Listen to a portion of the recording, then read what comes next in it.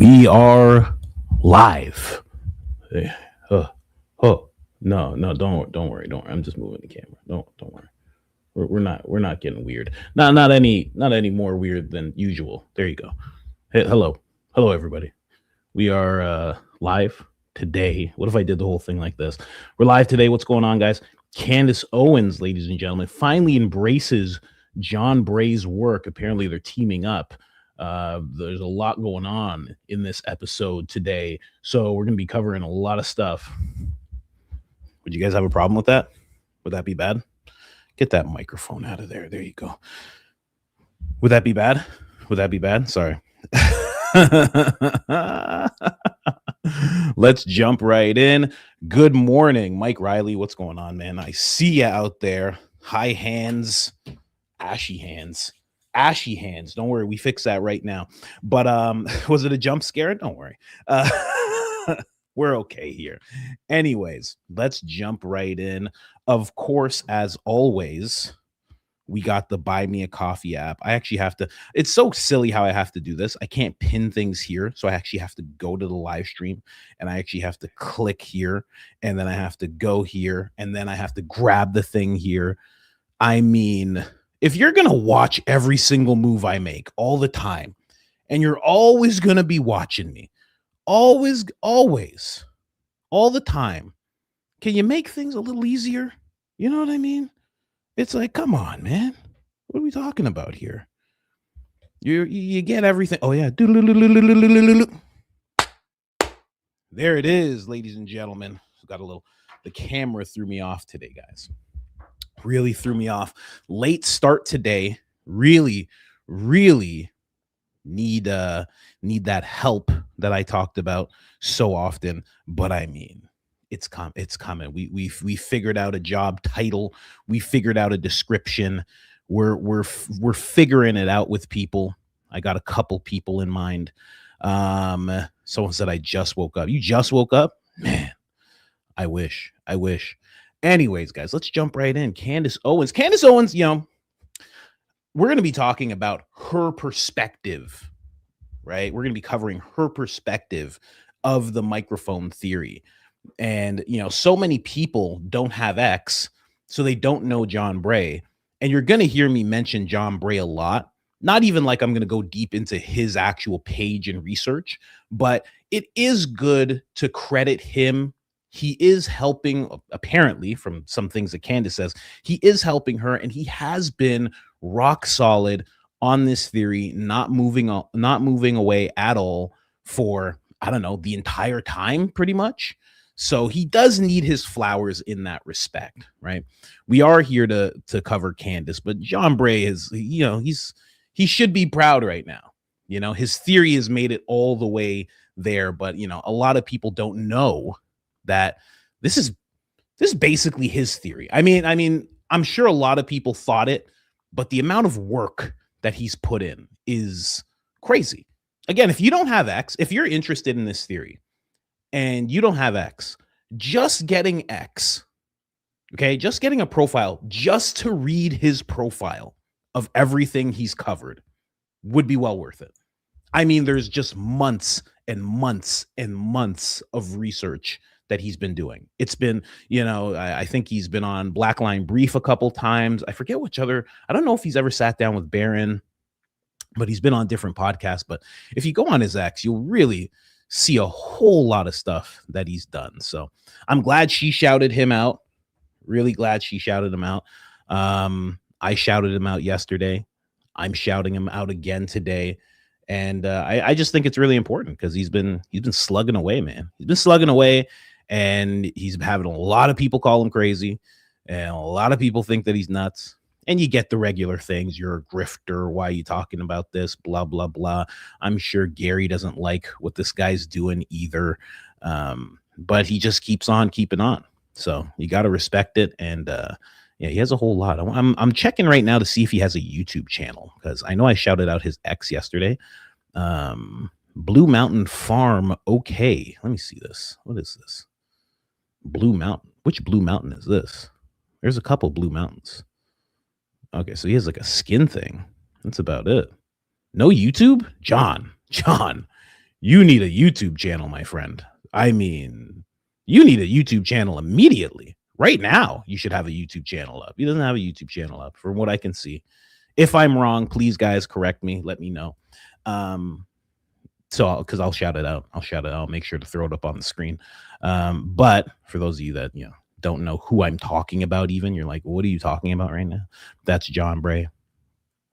Look at that. Doesn't even have time to have a banner behind him. Doesn't even care about all that. Look at him. There's a whole lot here. There's some things you can't show that are on his page. You just can't show them. But he's doing great work. Great work. Can't stress that enough. Anyways, guys, let's jump in. You already saw the Buy Me a Coffee app. He is a smart dude. He does have YouTube. What's it called? Someone just said he does have YouTube. Tell me what the name of the channel is. I've never seen it. I just watch him on X and other people's podcasts and stuff.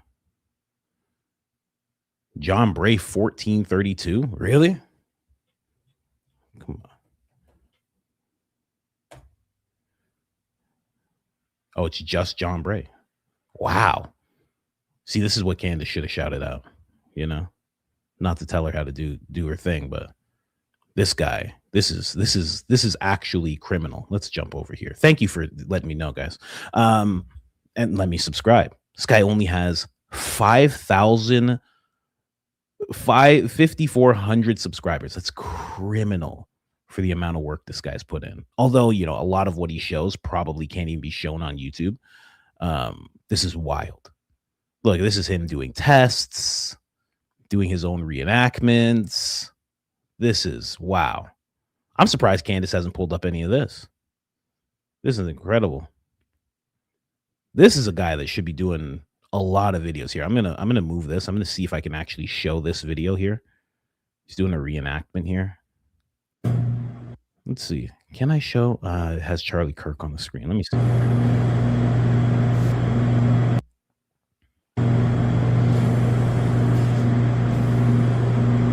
There's Charlie on the screen. Okay. Oh, he's actually showing something. Okay, so I'll show this part right here. Okay, just to jump in. Yeah, and I know he said we jump in, but I'm not cutting off his head. This is how he has it. So he's showing how the microphone, the whole theory. What do you mean you can't see it? Of course you can. I didn't want to show you the other part because it shows Charlie on the screen. That whole thing happens. Someone's like, Coach looks like he's aged 10 years in 2 days. Yeah, no, that's just not true. So thanks though. But from here to here, so he's showing where the microphone was placed. He's taking a long time to do that. He's showing how the charge, if there was a charge, okay, how it could go from there to there. And then do what we've all seen many times. The angle does work, actually. It does work. Now, it might be, in your mind, you might be seeing it a little lower. He's not exactly doing, he should have the same shirt on, I would think, if he's gonna do that kind of thing. But yeah, that makes sense. Now, I wish I could show you because he does line it up perfectly. He shows Charlie. Like he actually takes the time to show Charlie, but I can't show that part because it's actually Charlie, getting hit. I can't show that on the screen. Yeah, that actually does line up. Let me just see here. How do other people get away with showing such crazy stuff on YouTube? I don't get it. I can. Yeah, it does. Actually, just so you know, that person who just said the angles don't line up, drop the link here. Hold on. It's a 19-second video. It's not like a long video. I don't know if you guys can click on that. Can you guys click that? I don't know if you guys can click it.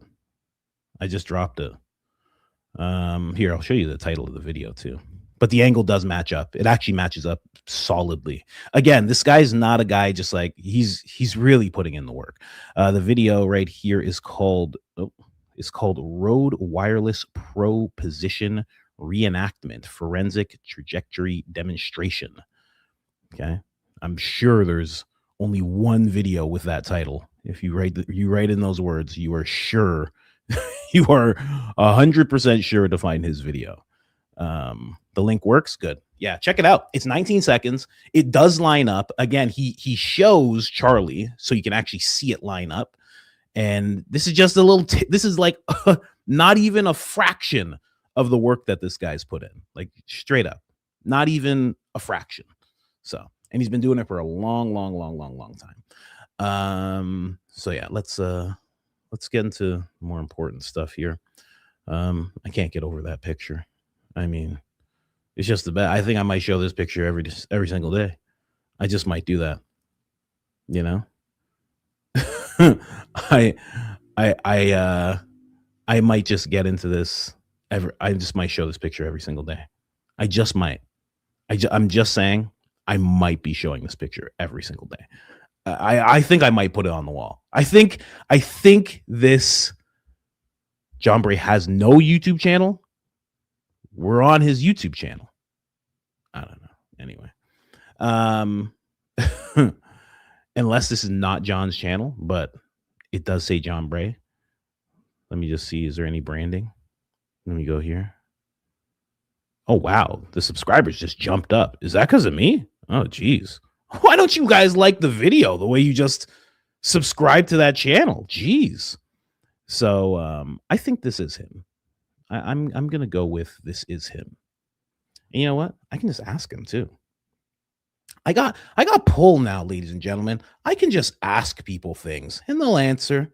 Maybe. I don't know. I've never spoken to him before.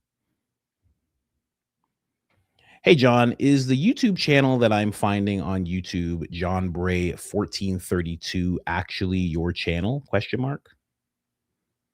you go. It's voice to text. Sorry for spelling John wrong. There you go. Done. We'll see. If he says no, then I'm like, oh, okay. I helped somebody out. Well, what can I do? Here it is. Here, let's make sure that you guys see what's really important here. Okay. Just someone shared this with me. I'm just saying, I just really want to show you guys the hard hitting stuff here. No,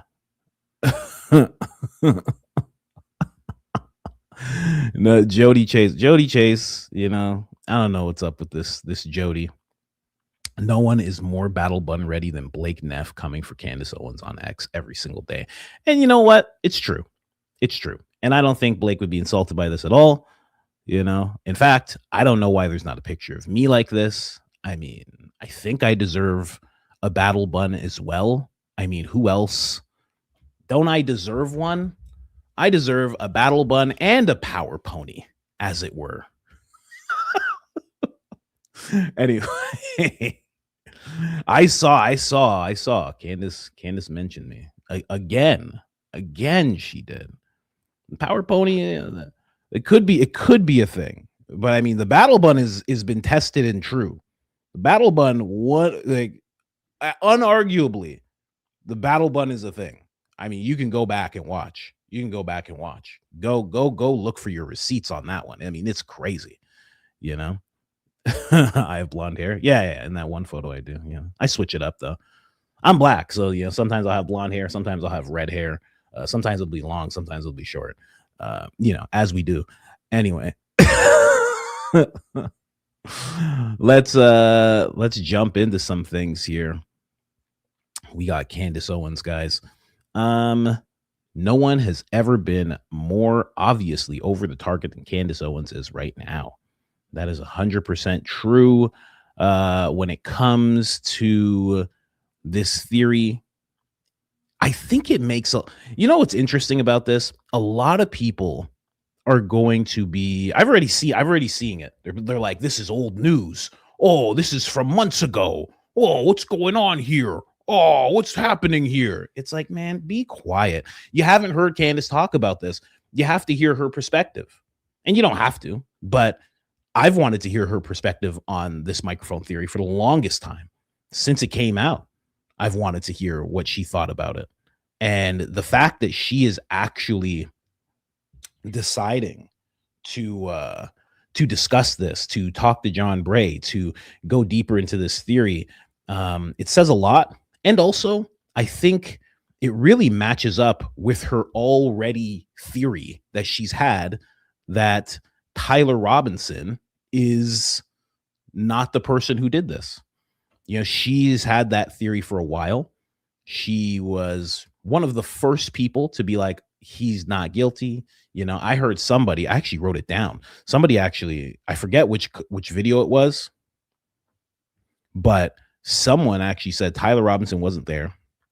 Lance was, and cloned Tyler Robinson's phone.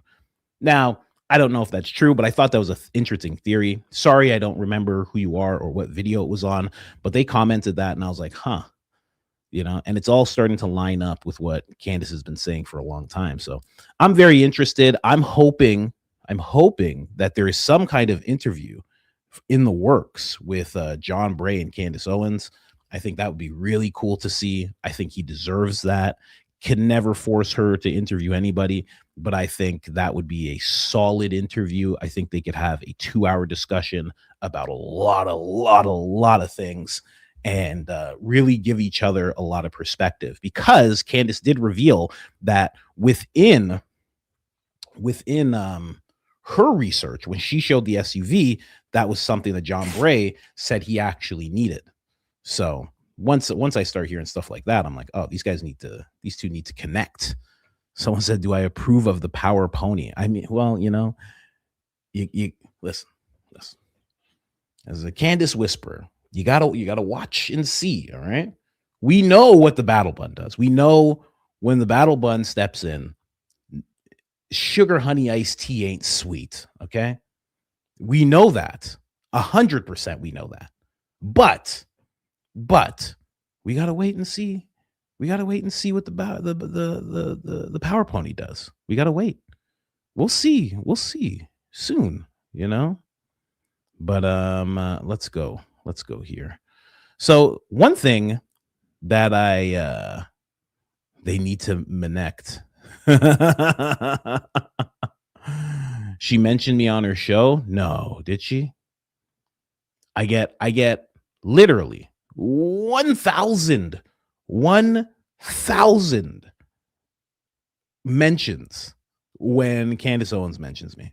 It's crazy. It's crazy how many people from all walks of life. It's wild.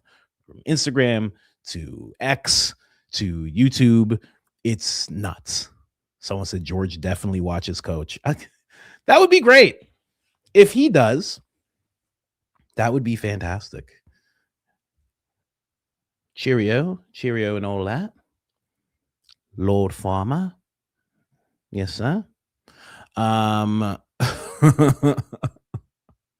The principal mentions the class clown. I love it. You know, one thing that I realized, yeah, I go to this page because it's the page that was kind of going at Candace. You know, I really noticed that they only did this when she started talking about the microphone theory. That's the only time that they started answering her.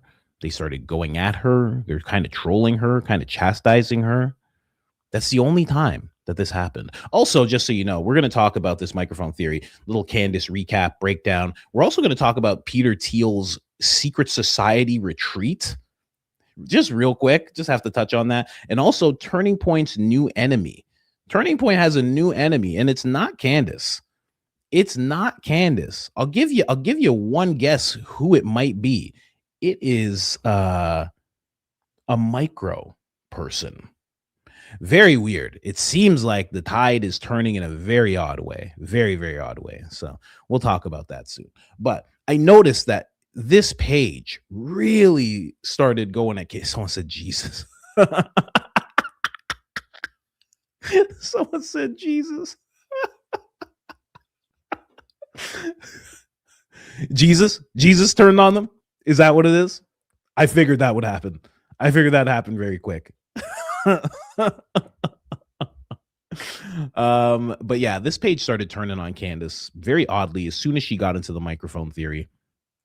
It's one of those tells that we've seen so many times. Out of nowhere, they will flip out. You know, the Egyptian planes caused that whole thing. What was another time they all flipped out? Oh, Mitch Snow, of course, Fort Huachuca. They all went nuts.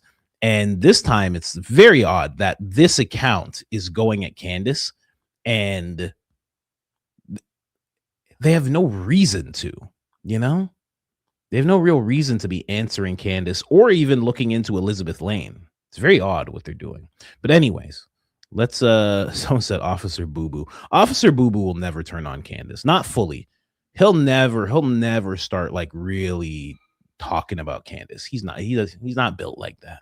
He's not built like that, guys. We have fun with Officer Tatum, but he's not built like that. You guys know that. He can't withstand going back and forth with Candace. You guys know. He can't handle that. Anyway, let's jump into Candace talking about this whole thing. This is the first. I'm going to start at the FBI response part and how they activated for Candace. Then we're going to jump over to John Bray, his research, Candace exploring this theory. Let's go. The burden of the request is too great. That's literally me summarizing what they wrote back to us, which is it needs to be more specific. We can't be the 20. It's too burdensome. It's too much. Apparently, the FBI came apart on this. They wrote back, "Dear Candace, please show us on the document sent to you acknowledging your FOIA request where we said, quote, the burden of the request is too great, end quote. Your show, just like the fake news media, will be called out when you lie. We hope this helps." Yeah, what it helps is for us to further understand how incompetent the people are working over at the FBI, that they don't understand that you don't have to put something in quotations to summarize it. I didn't write out on X, which is supposed to be limited characters, supposed to be pithy, the entire letter because we showed it on our show. We summed it up. We summarized it accurately by saying that you came back and said that under the unusual circumstances, you would be unable to make the determination within the 20 days, right? You're denying my right to 20 days because we fall into this unusual circumstance, which you're citing as in your circumstance that the request is too burdensome, that it would take, you'd have to coordinate across various departments and speak to other people and perhaps get permission. We told the truth. But whoever is running your account doesn't comprehend what a summary is via tweet. We didn't accuse you of saying you're never going to give it to us. We said the request was too burdensome, right? Anyway, I then explained that to them, to the intern running this X account. You will note that we did not put your response in quotation marks. That's called paraphrasing. When you wrote back to us suggesting that we, quote, reduce the scope of your request while referring to our request for a mere 3-day itinerary as substantive, which is what they did, we appropriately paraphrased that for our X followers that the request was too burdensome. Because that's what it means. We then published your full response as well as our full request onto our show for the public to read themselves. I'm glad to see that you guys are actually capable of responding rapidly to smear people that won't let go of Charlie Kirk's death. Do you mind utilizing a similar speed to get Tyler Robinson's defense team the documents that they've been requesting, which have mysteriously been in your possession since September? Thanks in advance, Chief. It came back at me again. They genuinely sent about 5 tweets at us yesterday. And then they said, when you tell your audience that you were quote unquote denied, that would be a lie for clickbait. This is the Federal Bureau of Investigations, you guys. This is not Laura Loomer, okay? This is, and what they're referring to is us just posting a link to the show, which we just do bullets and say, here's the 3 things we're talking about. We FOIA Cash Patel's travel itinerary and get denied. Erica Kirk cries again. A mysterious 2022 death and its surprising link to Butler. Just like very quick, and here's the link so you can hear more details.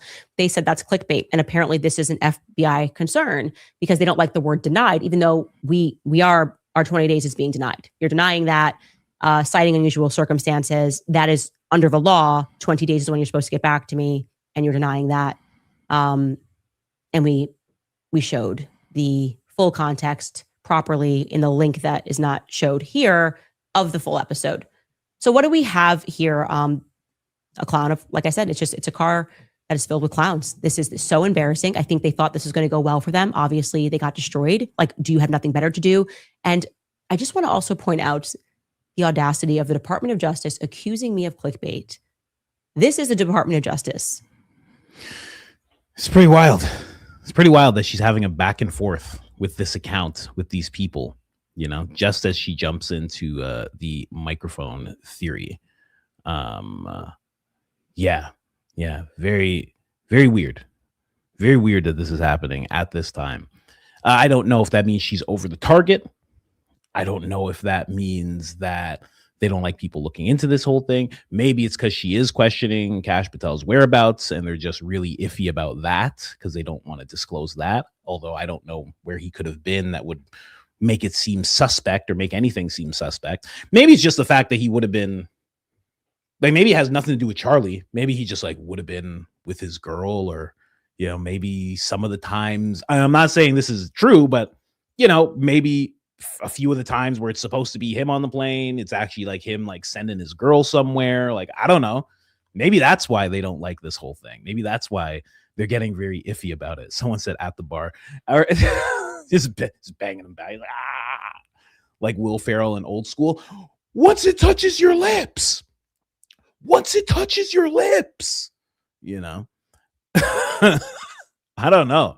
There's something going on there, right? Maybe he was at a country music concert, you know. I have no idea, but something's going on there. Then we have Anna Escobar. If Kash Patel's FBI isn't involved, it's a masterclass by them in the Streisand effect. Maybe this is a thread worth pulling. We should know more about N616RK, maybe, you know. It's making a lot of people question what's going on. And again, as you guys saw, Candace pulls that up. And then there's one thing that she left out. One thing. She kind of left out one thing. You know, I don't remember her reading this at all. But one of her responses was, do you have nothing better to do than be a nitpicking little itch in front of the world? Are you not embarrassed that other countries can read this account? When we said denied, we meant denied the mandatory 20-day turnaround for the request, or for the response. We were, in fact, denied citing. Yeah, you know, she mentioned that she said this kind of on the show, but she left out that part. she left that part out, you know? It's a pretty big part. She didn't mention that part, which is why we included the link to the full episode where we were on what three grounds that denial was made, suggesting adjustments in your office. Do you have a better way to spend taxpayer dollars than behaving like a boomer who doesn't understand that X is meant to be pithy? Is clickbait a legitimate Department of Justice concern? Who's running this account? I like to bring you the parts that don't come up, especially when you don't have X. You know, more often than not, you will hear Candace talk like this. If you have X, you will see her talk like this. I should say. Oh man, man, when I saw that, anytime I see that, you know, I don't like, you know, if she's really upset, you know, hey, that sucks, you know, but I just think it's hilarious when she goes off like that. You know, you guys think I'm joking when I say she's pissed about something. You guys are like, nah, I don't know. Oh, buddy, I know. I know exactly. So maybe the power pony is a thing, because if she had her hair up in the ponytail while she was doing this, then maybe it is a thing. Maybe it is a thing. I don't know. But yeah, just wanted to cover that quickly. Now we're going to jump into John Bray and what John's talking about here. Let's jump in. Let's check out John Bray's work, her theory, or you know, her playing off of his theory with her perspective. You know, I even saw someone in the comments, they were like, you know, she's late to this. Yeah, and it's the kind of the same thing I said about Anna Escobar, because there are going to be people who get onto theories at a different point in time, and their mind is Candace's mind is not like Baron's mind. Candace's mind is not like Ian's mind. Candace has access to different information than they do. She's going to come up with something that's a little different, right? There's actually something within this little blip that I'm going to be playing that she mentions, a connection that she's made. And I didn't hear anybody come up with this connection before. And I don't know where she's going with it, but she mentioned it very, very briefly. And I don't know if you guys caught it, but I'm going to make sure you guys do catch it when you watch it here. But it's very weird, that people get so upset that someone is coming around to things. Believe you me, I've heard a lot of people in comment sections, okay, this comment section, otherwise, that are just stumbling on to Bohemian Grove, that are just learning about Agenda 2030. And it's like, we've been talking about that for 20 years. Oh, you're a little late to the party. It's like, no, whenever somebody wakes up to something is when they wake up to something. That's it. It's okay. Don't get mad. It's the weirdest thing. People are just like, I already figured that out. In fact, I already proved that this is wrong. Actually, I already proved that this is no longer something to be looking into. Everybody needs to move with my accord. I've made the discovery. Let's all move on. Do you even have a channel? You okay? Do you even have a channel? Anyway, get a channel. I'm not making fun of it. Just get one. Start making your work. Start putting it out there. Put it out there more. And if people don't gravitate towards it, maybe you're not onto anything. Or maybe you are. Maybe you just need time, But, trying to make it so people trying to act as though we shouldn't be hearing Candace's perspective on this theory is silly. It's just silly. I have a dozen videos about this from months ago, months and months and months ago, because that was part of the thing. While we were also viewing the security and all the weirdness around the security, we also had to turn our attention to the microphone, to the facility where the microphone could or couldn't have been made. It blew up. We were all focusing on these things. I'm not complaining.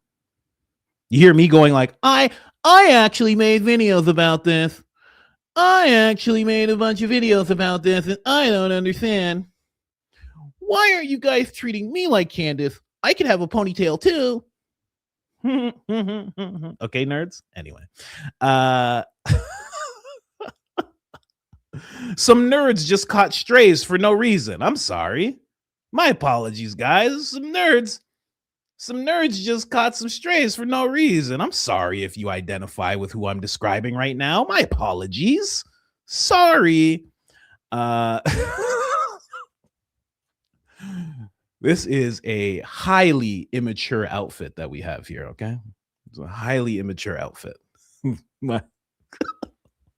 So dumb. Some lady actually sent me, I'm sorry, I can't remember your name. She sent me a video and it was her kid.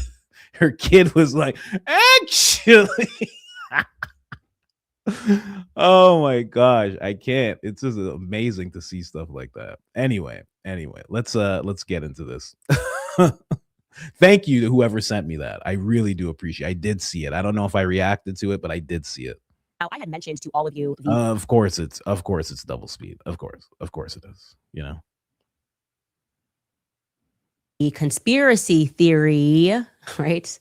They always end up being true, but conspiracy theory that Charlie Kirk may have actually been killed by his Rode microphone, which was rigged with an explosive. Now, I have always thought there was something there, okay? It was a theory that was at first posited by an ex-user named John Bray, and you should go down that rabbit hole. He has done so much work on this.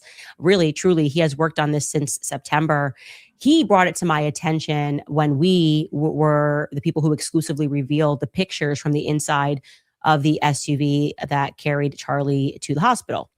And John Bray reached out to me at that time and he said, hey, that's the piece of evidence that I'm looking for, the shattered plastic from Charlie's Rode microphone. Now, before we get there, let me at first back up and explain to you what this theory is, because there are probably a lot of people out there who are like me, like Ashley in the control room who are just technologically challenged, right? Tons of people like us girlies who don't really care that much about how microphones operate and what styles and shapes they come in and what function they serve. I mean, if you don't work in tech, why would you know any of this stuff actually? And so it's important to just always focus on the little details so you can follow along when we say Charlie's Rode microphone. So Charlie's preference was always, always, always to have a handheld mic. Okay. Like this microphone, holding it on stage. Very simple. Same exact, same as me. So when we toured together, the two of us always requested two handhelds. So some of the reasons we kind of make the joke, you don't really know what to do with your hands. We like to move around a lot. We're expressive. And it's just nice to have a handheld mic in your hand. And then you only have to worry about one hand. And you often would switch the mic. It kind of gives you something to do with your hands. Now, at this particular event on September 10th, and we did go backward, and it seems to me that this new installment of him having two mics may have began during his fall 2024 You're Being Brainwashed tour. Ironically, the very first tour that I did not do alongside Charlie because of the increasing pressure that was coming from his Zionists. Once I got fired from the Daily Wire, I didn't bend the knee. And then Charlie started getting harassed by Zionists, and we had to put our tour on ice because he was getting attacked. Anyway, it was during that tour, as far as we can see, that suddenly Charlie started using not just his handheld, but also a wireless microphone on top of it. Okay, so we're circling here. You can see, I'm going to explain what you're looking at, but you can also see he's holding a handheld. That's two mics. They're functionally the same. One is wireless and one is a handheld. To be fair here, there could be some internal reason why they began to do this, but I can tell you definitively that it is not how it was always done. I didn't have two mics on me when I was touring at Turning Point USA. Now, there is a mashup video of Charlie's 2024 events, and you can actually see this. We're going to scrub through very quickly that he goes from just having his handheld to suddenly having that redundancy built in of two microphones. I'm going to show you that here. Here's the Prove Me Wrong event. You can see he's got the handheld. He doesn't have the wireless mic clipped up. So I was looking at this and I was wondering, why would you have the two microphones? It didn't really make sense to me. They have been doing it for a long time, and it's not like there was an explosion every single time. They were doing it for a while, but what is the reason exactly? And I was trying to figure that out last night. I was trying to figure out what could be the reason be. Now, I have a couple of, and I've talked about this before, for those of you that have sat through the hundreds and hundreds of episodes I've done, you've probably heard me talk about the microphone theory before, but I do have some theories just based on the fact that I've used these microphones myself. I have them. I have Rode and DJI. If you don't know, it's a drone company, little drones that they make. Someone says content reproduction. That's what I was thinking too. I was thinking that exact same thing. Daisy, the greatest researcher in America, ladies and gentlemen, probably so upset with our high immaturity outfit here as the top of the high IQ outfit. That's what I was thinking too. I was thinking content reproduction, but then I was like, let's hear it, because here's the thing. My first thought was they need that microphone so when they do things on social media, it sounds clear.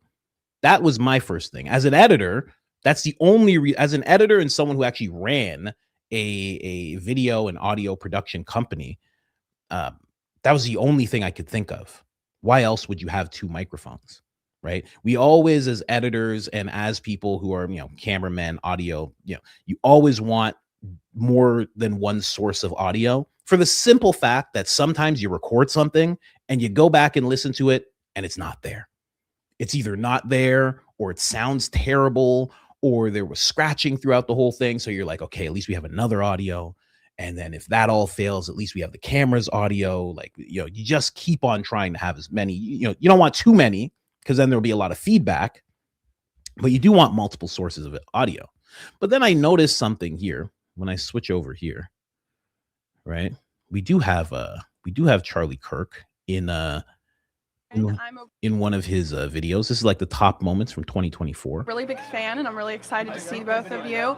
I'm a little stressed because I feel like I could ask about, gun violence. I could ask about anti-Semitism on campus. But I feel like with an opportunity like this, I would really appreciate some personal advice. I'm here at the University of Pittsburgh as a social work major, and I'm really passionate about it. However, I have found that I'm leaning a little bit more Republican, and I feel like I come at a standstill with that. And I really just want to get your advice moving forward for myself. There's some obvious things I think you can think that would conflict, obviously.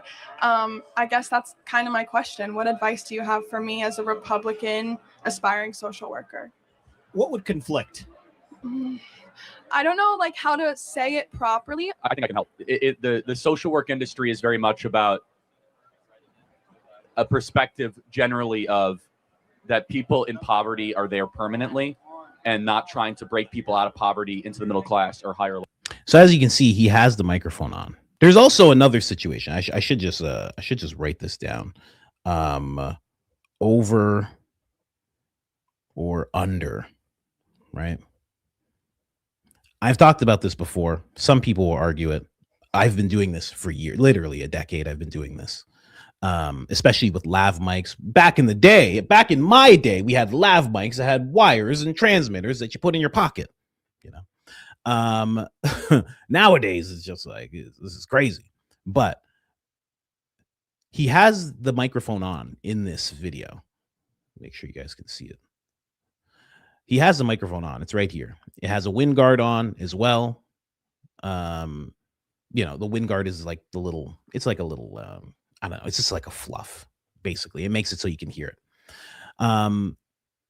The day that he passed, he had it under his shirt. Very weird. And I'll explain to you why that's very weird. Because as an editor, as somebody who's behind the camera and has to go and edit, the last thing I want is a microphone under his shirt, because there's just too much risk of it sounding terrible, because he's going to move. He's going to go like this. He's famously has a microphone, then he puts it down, and then he moves, and then he does it, and he moves, and he moves, and he moves. And it's just like, oh my gosh, this is crazy. So you don't want that. You don't really want it under the shirt. You want it over the shirt. So it's very weird that he had it under his shirt, because the whole time you could just be hearing this. You guys hear that? I'm sure you guys hear that. Right? That the whole time you could just be hearing that. And then that audio source is just done. So what's the point of that? But as we move on, that's him with it. Let me make sure this is the one that I need. This is from 2 years ago. This is him without it.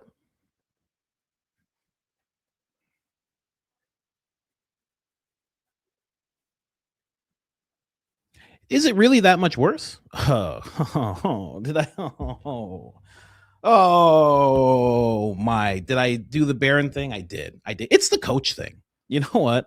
I think I'm taking it away from Barron. I think it's pulling a coach now. I gotta be honest with you guys. I'm taking it over. Okay. Of course he can keep the high IQ outfit, of course. But I think this is now pulling a coach. So very sorry about that. Let me show you guys again. My God. Coach Barron. Coach Coleman. Hi. It is making a rich from more rich. fascism to fracking. That's all it is. That's all it is. Okay, again, I'm happy to have a debate. I can see you're getting kind of fired up. I'm sorry. So, but why are we evil? Okay, so that's how that sounds. Let me just go back. Right. That's why the Democrat Party and social work are very intertwined. Right, exactly. They view poverty not as a series of choices, but as a station in life that is immovable. It doesn't sound all that much. It doesn't sound dramatically better to the point where I'm like, you know what? I'm going to spend the $600. I'm going to make sure that you have this microphone on you, because when we make content, it has to sound better. It doesn't sound all that much better. A lot of the feedback that you're hearing is because, well, in one video, it's because the microphones are so close and it's just like a big area. But that's a lot of what you're hearing. But then we switch over to TikTok. So this one is the one where he's not wearing it. This one is the one where, no, he is wearing it there. Okay, so he's wearing it there and he's not wearing it there. Okay. So now let's listen to the difference. This is him not wearing it. Believe that white privilege exists. I just want to get your understanding first, and then we could go from there. Well, let's just, is there anything that you can't do that I can do? No, we could do the same things if we put our minds to it. Good. Then there's no white privilege. Why don't you believe that white privilege exists? I just want to get your understanding first, and then we could go That from was there. quick. Well, let's just, is there anything that you can't do that I can do? No, we could do the same things if we put our minds to it. Good. Then there's no white privilege. Why? Jeez. I didn't realize how quick that video was. Good. So there's no white privilege. Anyway. So now this is him wearing it. Country of immigrants. See, No, we're not. No. We're a No, country of give me- settlers, not of immigrants. Okay. That's a big distinction. Let me tell you the difference. Settlers are people that build a new country that was barren. Immigrants come to a country already built. The people who built this country, they went west to an unconquered. So now you're hearing it with the mic. Is it really that big of a difference? Are you really hearing that big of a difference for content reproduction? I'm not really hearing it. It doesn't really make it all that much better. So why does he have the two microphones on? Again, this is somebody like I'm somebody who goes from audio engineering type stuff to, behind the camera to in front of the camera, editing for a long time, camera operator for a long time, worked in independent stuff, make podcasts like this, worked on actual movies. I'm not seeing the reasoning for having the microphones. I'm really not seeing it. Again, does it sound better? Someone said for AI purposes. That's something to think about. Summer breeze. That's actually a smart thing. It's a smart thing to say, because then you need it nice and clear. That's actually pretty smart. Could be. That's if you actually suspect Turning Point of doing something like that. And if you do, how dare you? Okay. Just like, let's just say that right off the gate. Okay.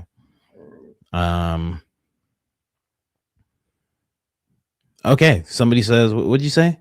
You have some suggestions? Send me a message on Instagram and write that name with it. And I'll answer. I answer a lot of the time.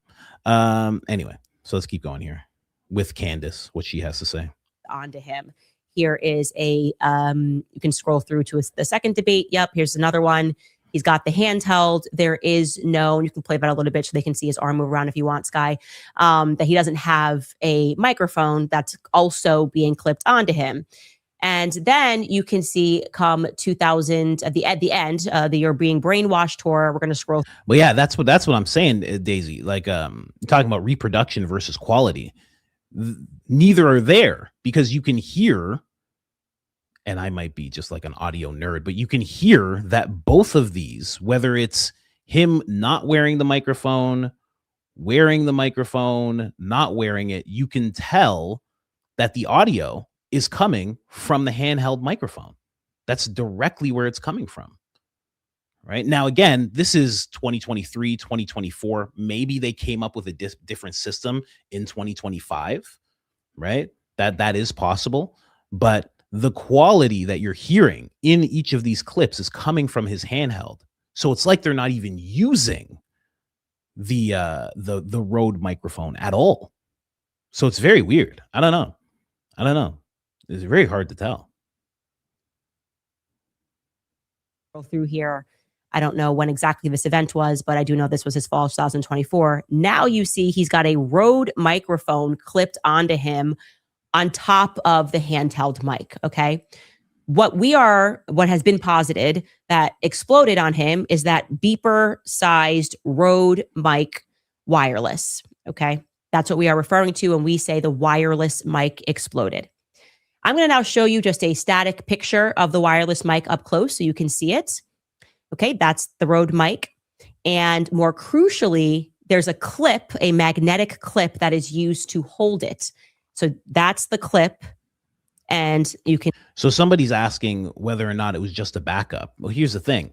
When it comes to a handheld microphone, like if you're holding a microphone, it's different than if you have, and again, this gets into like audio nerd stuff. If you have a Rode directional microphone, which would be sitting on the camera, I'm pointing at my camera right now. I'm not pointing at you. I'm not doing that.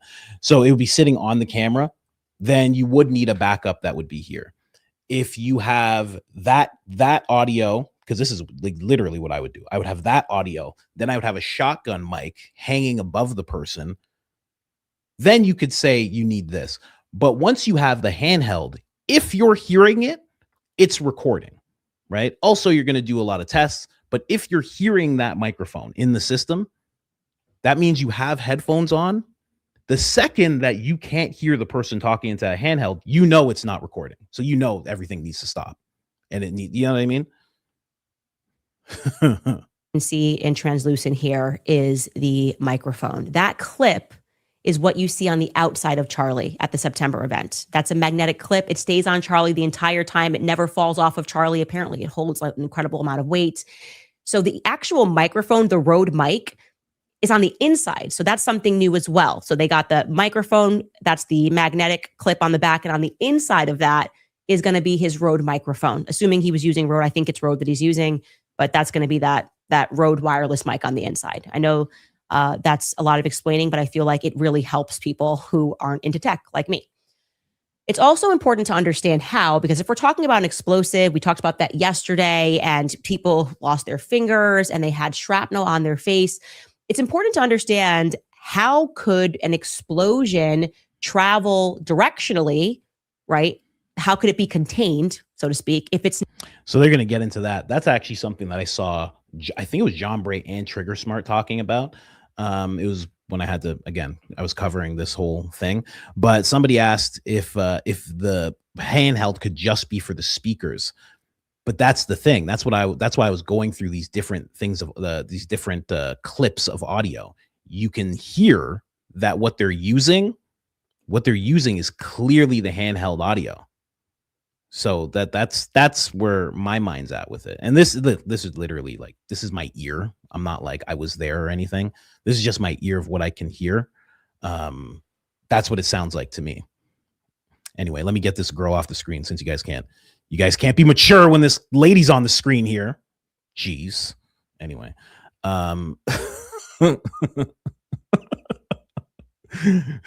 Jeez. But she's talking about the explosion and what that would look like. Let me just play a little bit more of it, and then I'm going to play what I'm remembering from Trigger Smart. The one day he's not here, someone said Daisy said she's cold. Daisy, you're supposed to be a high IQ. You're the high IQ person, Daisy. You can't be talking like that. I guess you can. Yeah, I guess you can come over here and talk like that. It's fine. It's fine. It's not like a bullet. You're saying, okay, his microphone is rigged. You're saying it exploded. If you're like me, you're thinking, well, wouldn't that just go everywhere and cause severe burns to Charlie? Wouldn't we be able to see severe burns onto Charlie in the process? So I want to make clear to you is not necessarily, because this isn't just like blowing up a bomb. Okay, obviously that's explosion as well. This would be what is known as a shaped charge. I've learned this recently, and John Bray was trying to explain it to me on X, and I was like, I don't comprehend how it could operate like a bullet. And he kept saying it's a shaped charge, it's a shaped charge. And finally, after I got into his Butler assassination, I suddenly found myself researching detonation cords and shaped charge. And now I... Did you catch that? That was the thing I was talking about. Did you catch what she just said? Did you catch that? So she's talking with John Bray, which I think is amazing. I can't wait. I really hope that there's an interview in the works.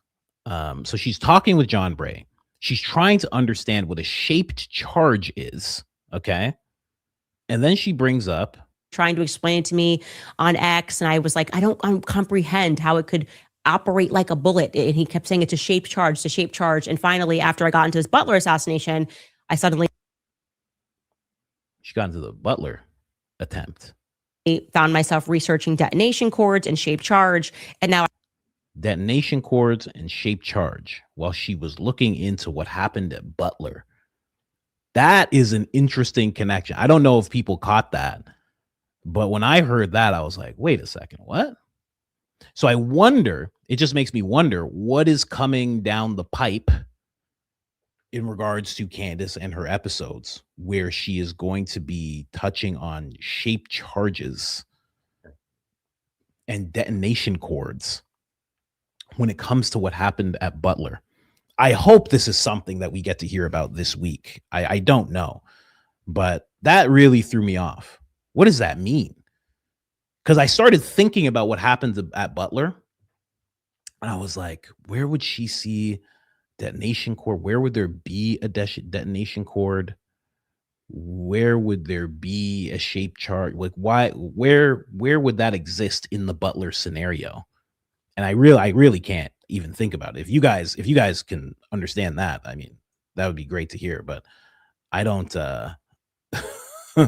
I don't really understand where that could be. I hope we hear about it soon. I really do. You caught it, Ames? You caught it? Yeah, I even wrote it down. I was like, wait, Butler connection. I wonder what she's going to be talking about here. Shape charge on an ear? I don't know about that.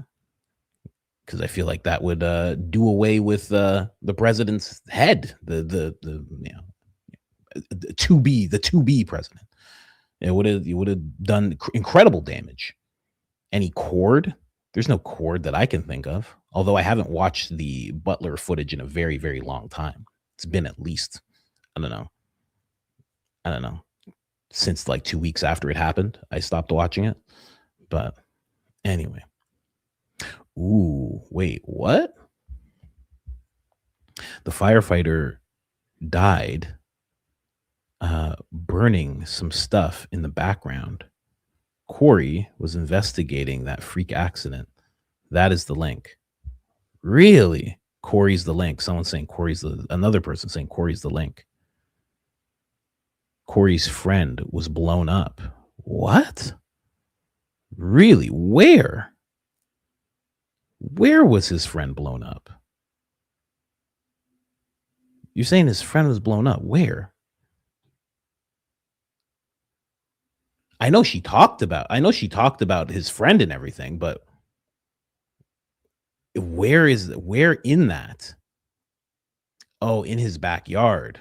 Okay. All right. I don't I'm going to say, and people are probably going to hate it, I don't think that's super important there. Like, he blew up in his backyard. Okay. All right. I get it. But I'm thinking about what happened at Butler, because she said at Butler. But maybe she is talking about, in his backyard, and maybe that's the thing, but I don't know. Very weird. Very weird. Guy blew up in his backyard. You guys, I don't know. It's kind of weird that you guys are that conspiratorial. I mean, people blow up in their backyards all the time. Look at Jack Parsons. Jack Parsons blew up in his backyard while he was doing a sex ritual with Aleister Crowley trying to make rockets. You guys, I don't understand. You guys don't, you guys haven't heard of people blowing up? That's weird. That's weird. Maybe you guys should touch grass a little bit. People blow up all the time, guys. It's usually after they're looking into things that they shouldn't be looking into. But that's not where the coincidence is. I'm just saying. You guys need to really get out more a little bit, okay? Sometimes people blow up. Everybody knows that. Let me just where are we going here? I guess I'll play a little bit more Candace here. I just want to jump over to the bomb dogs, but I'll do that in a second here. Hold on. I comprehend what he meant, because functionally it is like a bullet, okay? A shaped charge is just a specialized explosive device that is literally designed to focus the blast of energy in a specific direction rather than it just dispersing in every direction, okay? So we're going to pull up this Wikipedia page because it helps to see a visual. It just says you can go down the rabbit hole yourself, shaped charge, and it's just showing you here, okay, it would have a ballistic cap, an all-filled cavity, a detonator, and then it's going to have that high explosive. So we're going to imagine PETN explosive that's in there. And it tells you, it also tells you, sorry, if you can go back to just the Wikipedia page, that there's all different ways to form it, right? Typically, people are going to use copper. You can use lead. Think of it as just a little capsule that's kind of holding the explosive, but it allows you to direct it in a way so it doesn't go everywhere. So yes, it it pretty much functions like a bullet, but it's not a bullet. It's not going to have that same power to pierce through a neck like a 30-06 bullet would if it's delivering 3,000 pounds of heat and energy into your neck. Yeah, and it's going to cut clean through it, but it is going to penetrate and it is going to kill you, especially if it hits an artery. Okay. And I also want to be clear that it's not going to be exacting. So they can get that shape charged in there. They can get it directionally to go one way, but they're not going to be so precise to go, I want it to hit his artery and his neck. And frankly, when I think through it, and this is just totally me speaking in my opinion, I don't think they wanted it to hit his neck. I think that is what went wrong. I think the best case scenario, if I'm, just as an example, I'm theorizing here and I'm the Israelis and I'm ringing his device, I want it to hit his chest. I want it to be here and I want it to hit his chest and I want people to think they hear a shot and then I want blood to come out and everyone will go, Charlie Kirk got shot in the chest. And the reason is because it gives you more wiggle room, right? If Charlie had been shot in the chest and they came out and said, oh, it was a miracle or it didn't go through. There's so much more happening here that you could go, okay, maybe a 30-06 didn't go through. If it shot Charlie in his chest, maybe it went sideways. Bullets can do weird things. The neck, as Alex Jones said, that's like chicken bones. That's it. You can't just do that. You can't just be out here telling us that, no, this was a miracle and he ate salad and he always got extra carrots. And like, that's the reason why his neck, he wasn't decapitated like everyone else would have been. I think that was not planned. Again, that's my opinion. And I'm going to stick to it until I see further evidence. And what I can say and what I can state rather unequivocally is that there is now more evidence, more evidentiary support that Charlie may have been killed by a rigged explosive device that was on him than there is that Tyler Robinson shot him from a rooftop, committed his first assassination. All he got was a grainy staircase photo. Okay, that. It's very interesting. It's crazy that she's at this point right now. Not bad crazy, just pretty interesting because for the longest time, this has just been talked about on X. Yes, I understand. Guys. I was being sarcastic with the, people blow up all the time thing. That's just it's sarcasm. I know I missed that part. I get it. It's being sarcastic. I don't expect you to touch grass while you're watching the podcast. Unless you're on your phone, then you can do that if you want. But being sarcastic there. People don't blow up all the time. That means they were murdered if that happens. I shouldn't have to explain this. That means they were murdered. If they were looking into something and they blow up, it means they were murdered. That's what I was getting at there. I just want, just gotta. Sorry for the Captain Obvious here. It means if he blew up while he was uncovering something, that means he was murdered. It's like the Hillary body count. You know what I mean? Like you get tapped twice in the back of the head. They rule it as you did it to yourself. You understand what I'm saying? I understand is probably a murder, guys. You understand? Okay.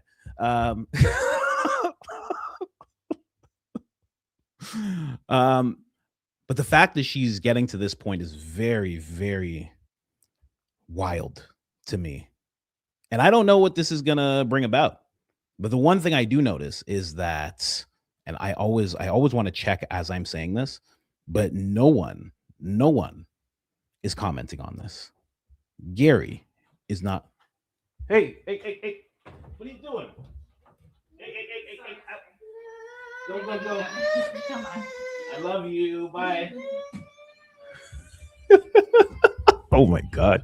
It's okay. Oh, my kid wanted to show me her outfit. It was nice. It was a nice outfit. Jeez. I'm sorry, baby.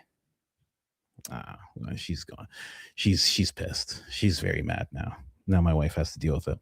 But everybody has been silent. Gary's not talking about this anymore. Loomer hasn't commented on it. Graham Allen is not commenting on it. Andrew, Blake even is not commenting on it. It seems like all of them have gone completely silent. Now, is it because they feel like it's not worth their time? I doubt it. And again, as I say this, I'm like, I actually have to check just in case he did. But no, none of them. Blake's talking about JD Vance now. He's talking about baseball now. Yeah. He's talking about weigh in on gay certification program. I mean, none of them are speaking about it anymore. I wonder what this turns into. Someone says you're getting close to the truth. We're getting close to the truth. I think John Bray's been, like I said, I think John Bray's been there for a while. Months ago, Barron and Ian did a whole breakdown on it. Ian was showing some really interesting footage. They were discussing AES, the facility. They were discussing that. They were also discussing BYU and UVU. I'm pretty sure that was on their podcast. I'm pretty sure. They were discussing how that is a very intel heavy area, schools, both schools. Wasn't John on Barron? Wasn't he? I don't know. John Bray shows there's no shadows on the roof. See, this is what I mean. But the exciting thing is, and I know, again, I've touched on this before, mentioning Gary and the baby crying. And some of you guys are funnier than me. Some because you guys can be ruthless. You guys don't have to, I got to think about what I'm saying here. But yeah, seeing them come together is going to be very interesting because now I would assume John Bray is giving her information that he's had for a long time. He's teaching her about shaped charges, as she just said. It's going to lead somewhere very interesting. Very, very interesting. I think this is a relationship that should have formed a while ago, because they're both on the same page. And I know some people feel like, nah, I already know about this and I already dismissed this whole thing. Yeah, we'll see. We'll see. We'll see where everything falls. But I like to just see what's going on with these people. So I'm definitely not going to sit back and act like as if I know everything in regards to this whole shaped charge business and dismiss Candace. I'm definitely not dismissing Candace. I think she's going to come up with something very interesting, and she's going to put it on a huge platform. Better late than never. Exactly. There's many people who just are very dismissive, but it's better late than never. I mean, she used to be on the left. And you could look at the left however you want. Maybe you're on the right, et cetera, et cetera. But again, she woke up and then she was on the right. And then she said, you know what? I'm waking up. And it's better late than never. There's been many people, many of you, in fact, that have been like, oh, two wings of the same bird, bro. Well, she wasn't there. I wasn't there. I definitely wasn't there. And then you wake up. Better late than never, 100%. Let's move on to the bomb dogs. I did not know this at all. And this was new information to me. Again, I know there's going to be a Captain Nerd in here who's known about this the whole time and just didn't tell anybody. But let's play it. Shape charge, a rigged microphone that was inside of that, which could work because Charlie doesn't know what's in it. The whole thing could be filled with an explosive. It could just be that one shape charge that's in there. Somebody detonates it. You press a button, they create the friction, and it goes boom. And it is very curious, therefore, that despite us having revealed to you that bomb dogs were available and on the scene, the FBI or the bomb dogs were not brought to the area where Charlie was seated. Why? That seems completely crazy. You've got bomb dogs. You're not going to take them to where Charlie Kirk was seated. Instead, they were brought to a random field where Tyler Robinson's gun is eventually going to be recovered, but not by the bomb dogs. Their noses were broken that day. And I'm going to remind you again that bomb dogs are the highest grade technology that we have available. There's no technology system that we have been able to build to replicate the power of a dog's nose. That's incredible to me. They are so effective that they can still smell trace amounts of explosives, of a fired weapon, a bomb residue for up to 10 days. Even if it rains, they can still smell trace explosives. They weren't brought down there. Why? Well, my belief is because the bomb dogs would have smelled it instantly. It's also my belief that the reason why they didn't locate the gun is because that gun was not fired on September 10th. There was no evidence that gun was fired on September 10th. And like I said, they're not going to try to override that technology. So the best to just keep the bomb dogs away from where Charlie was. Now, this may also go some way if we are running with a theory that his microphone was rigged and exploded. it would actually go a long way to explain why there was a mad dash to dig out the dirt and pave over the scene of the crime. Now, getting to this part. Now, I didn't make this connection before, right?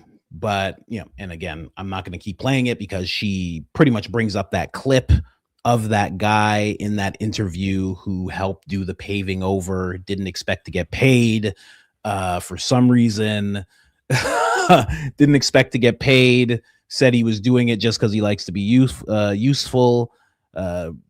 Interesting guy. A lot of people think he was in on it. I don't think he was in on it. It seems like he was just being used. He went on somebody's podcast, disclosed all this information. If he was in on it, I don't think he would have disclosed that the FBI and the governor were the ones who wanted this done as soon as possible. But the one thing that guy said in that interview was that someone else was the one who dug out all the dirt. So just so you guys know, it wasn't him. Yeah, I should actually just like roll up to him. So it wasn't him that dug out the dirt. He didn't do it. Someone else did it. And in this interview, if you watch the whole thing, he says the guy who dug out the dirt was pissed that he was there. Him and his team were there. He didn't understand. He's like, I don't get why they're bringing you guys in on this. Because they had already dug out, I believe this guy says they dug out like a foot of the dirt. And that was weird to me. I was like, oh, maybe it's just like they're just trying to get this show on the road. But maybe they dug it out because they needed to, because the bomb dogs might smell it. And maybe they would have smelt the whole thing. They would have got that. I don't know. But that was a connection that I made yesterday. I was like, hold on a second. And I love that. Again, I love that she's revisiting it. I know I already played this and many people have, and many people have already watched this interview. But when she brings it up again, different things pop up. Different things begin to pop up. So someone else digs out the dirt as soon as possible. Then they call these guys in. They do the repaving. Now this guy, not this guy, but the guy who did the interview, I don't know if she shows him in this clip. But there's, the guy that he's talking to, he actually released a little bit of a video because he actually has been on board with the shape charge theory the entire time. He said it was like definite in his mind because he has been following John Bray's work. I don't know if he's actually connected to John Bray, if he knows him or anything, but he said he had been following his work for a long time. I'll even jump over here just to actually play what I saw this morning. So this guy's, it sucks that I'm losing his name. I would love to shout him out, but I am losing his name. Candace Owens show. Let's jump over to IG. Again, you gotta do a little bit of running around to really see. Let me see. Candace. There we go. Boom. Is this it? Okay, that's her talking about it. There you go. There he is. Let's get him talking about it just a little bit, just a snippet. Owens finally got back from Russia, and she shared on her podcast today my interview that I did with Dan Merrill about the Charlie Kirk murder. Kind of a big deal because this is the biggest scandal of our lifetimes. 5 days later, then you said it was on Sunday. Okay. Yeah, on Sunday. And he says we've got a paper. Anyway, she shared my podcast today, and it's just kind of cool because this cover-up cannot happen. We need to get to the bottom of it, and to be a small piece of the puzzle that is helping to solve what happened, what really happened. We all know who killed him, the device that was used to kill him. And so to be able to interview Dan and have that shared by now by Alex Jones and Candace Owens, the two people that are trying to get to the bottom of this, is just kind of cool, kind of special, and proud that I was able to help in just a little way to bring some honesty and some integrity to maybe the biggest political scandal, for sure the biggest assassination scandal of our lifetimes. There you go. Well, let me see. Is this his podcast? I just want to make sure I can shout him out. There he is. Mr. Jimmy Rex. Just in case anyone's wondering, I'm not following him on Instagram. Jimmy Rex. So I guess he has a podcast, obviously. And check him out. Definitely check him out. He's doing pretty good so far. That interview is blowing up as it should. But it just, yeah, that was just a connection that I made. So, and again, I know there's probably tons of people that made this connection, but it's just very, very telling. And also, that's also another thing that nobody's talked about.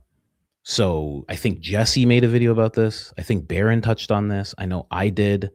There's probably some other people who did as well on YouTube. Nothing from Gary, nothing from Graham, nothing from Blake, nothing from Turning Point in general. They're not talking about nothing from the governor, because the governor's being like, if it's a lie, the governor should be able to say, hey, man, that's not true. Nothing from Kash Patel. Nothing. Really weird. Really, really weird. Anyway, someone said, can't they use the bomb dogs to check the items still available, like those famous hats, the tent, the chair? That's true. That's true, actually. Well, I don't know about now. But they could have, I guess. But all of that was torn down right away. I mean, they dug out the entire thing, the entire place where he was too. It wasn't like just like where the tent was. It was like the entire thing. It was like a huge part. They dug that out. In order to do that, the tent was gone. The cameras were gone. Everything. The hats were gone. People have also tried to reach out to the black guy who was stealing hats. He stole one for himself. He threw like 2 to people into the crowd. People wanted to get a hold of him. You're not going to be able to get a hold of that guy. That guy's not popping up for anything. He's just a random stander by who just wanted to steal some hats, But anyway, let's keep going here. Let me see what else I got here. We have the 15 minutes, and then I'm going to jump over to the 25 minutes. I didn't have this laid out. I'm just going to jump over to the 25 minutes. Check this out. I think he would have captured a lot more in that footage if we're looking at comparing it to the past events where they suddenly Slow started it running that angle. down. Then, and this is probably the most compelling piece of evidence in the explosive theory, is what I alluded to earlier, that when John Bray contacted me as he was working on this for a very long time, he said that my video was the missing piece to his theory, that he was looking for what would have been shards of the ABS plastic that is used on the road mic. So that's made out of like a hard type of plastic, and that would have shattered in a million pieces. And sure enough, unbeknownst to me, when I got these photos, I just thought in my head of the car, in my mind, I was like, oh, it looks like glass. What is that? Like somebody's sunglasses? What is that? I did not recognize. I didn't realize that he had this entire theory. And what's strange, which needs reminding, is the speed at which the feds got rid of the car. They had it towed, cleaned, towed again, and resold, or put up to be resold. That is unimaginable. Unimaginable that any well-meaning police force would move to do that unless they were trying to get rid of evidence. When I heard this, I was thinking of a conversation I had. I had a conversation with somebody. I was at like a little kid birthday party, and I was talking to this older guy, and he was talking about going to this museum where it was an automotive museum. So all of the, a car that, the Austrian painter from Germany, the car that he would have been in, Henry Ford, JFK, like all of these automobiles that have like this historic value. You would think, the only reason I bring that up, you would think Charlie Kirk would have been worthy of that, because they say that he passed away right away. That's what a lot of people say. Okay. But that was the car that they brought him to the hospital in. I'm not saying that it should be put in a museum right away, but wouldn't you keep the car? Like, wouldn't you keep the car until the case was closed and not clean it? Who cleaned it? It was just Kash Patel. He's just like, huh? What? Dan, shut up and get the power washer. There's friggin' mints everywhere. This idiot told him not to bring those stupid mints all the time. These mints all the time. Jesus Christ. Dan, bring the vacuum. Dan's just bug-eyed RoboCop. I don't know if we should be doing this, man. Come on. Get in here. Been scrubbing all day. Sell this thing. Sell this thing immediately. What? Who bought it? Who bought it, by the way? A junkyard. A junkyard bought it and just crushed it so quickly, just crushed it as soon as possible, sent it off to a landfill. Who bought it? Who bought it? Do we know that? Do we have any idea? Yeah, then it got sent to Valhalla. Then it got sent off to Valhalla. You know? Who did it? Who did it? What about the reports Charlie was still kicking on the route to the hospital? I remember hearing that from Barron, that his feet were hanging out, things of that nature. Again, I've brought this up before. I mean, the darkness of the possibility that he did not pass away and that he was not surrounded by the friends or the secure network that he thought he was around, and it was actually the opposite. And like, those are your last throes of life is just so dark. It's so dark. I don't know if that's true. The reports, and again, the reports are not just from Barron. It's not just Barron saying that. There are people, I think it was like dispatches that they got a hold of where they said there's a car flying down, the doors open, et cetera, et cetera. It's so dark. It's such a dark thing. I don't like, oh man, just to think about that, you know? Yeah, just think about that. You're like choking on something, right? And then the only person with you is just like, they're just staring at you and you're just like, oh my gosh, I can't believe this. What's happening right now? You know, and that's the last thing you see. That's a terrible way to go. Terrible way. They assure us that he passed away right away. Brian Harpole even said he had doll eyes right away, which means that he's gone. He said right away, even before he tried to secure everything and et cetera, et cetera. He said he was gone already. Everybody says he was gone right away. Maybe they're saying that because he wasn't. I don't know. I have no idea, but it's a dark path to go down. I can't even make that funny. And flailing feet are usually really, it's really easy to make flailing feet really funny. And I don't think I'm not there, you know? I can't do it. I don't have that level of mastery in comedy, you know? So we'll never know that part. That's a part that you'll never know. You know, there's a lot, but you know, who bought the car is very interesting. Who cleaned it? Who bought it? The guy who paved over everything. Someone said it's darker than Michael Blackston. Mike Riley, come on, man. You did it. You made it a little funny. Good job. Yeah. Gotta respect the joke, because Michael Blackston's quite dark, if you guys know who he is. Someone says car buyer, but who's the car buyer? Like, who bought it? Who actually purchased that car? Who purchased that car and then sold it? What demon level car salesman was like, oh, and this one, you like this one? Yeah, this one's nice. Yeah, you can look. Don't look in the back seat. You can look at the front.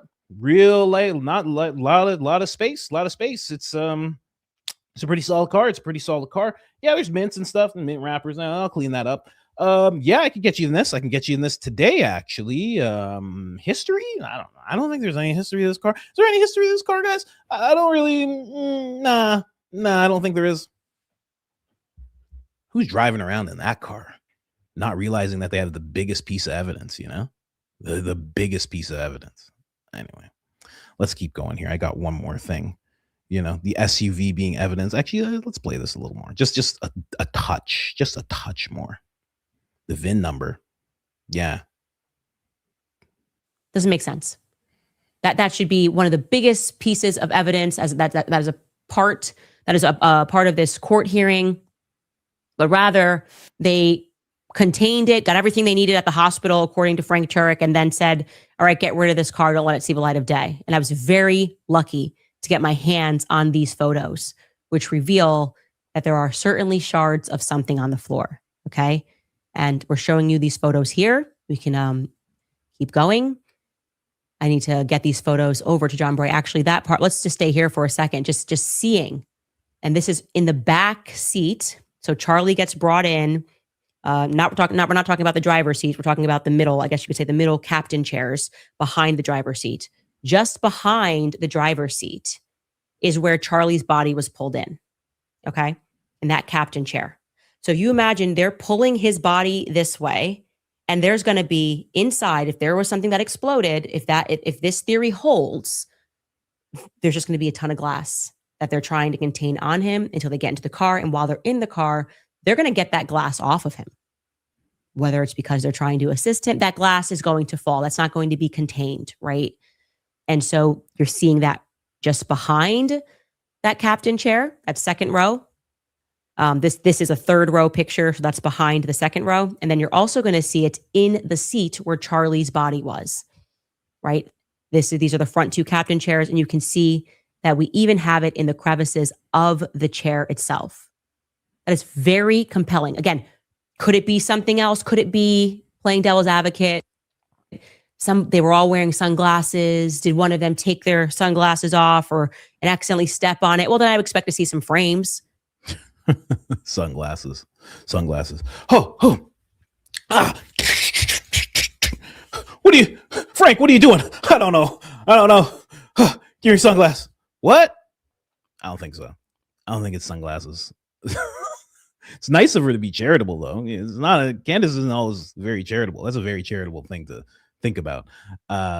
It seems like it's very black, very much like shards.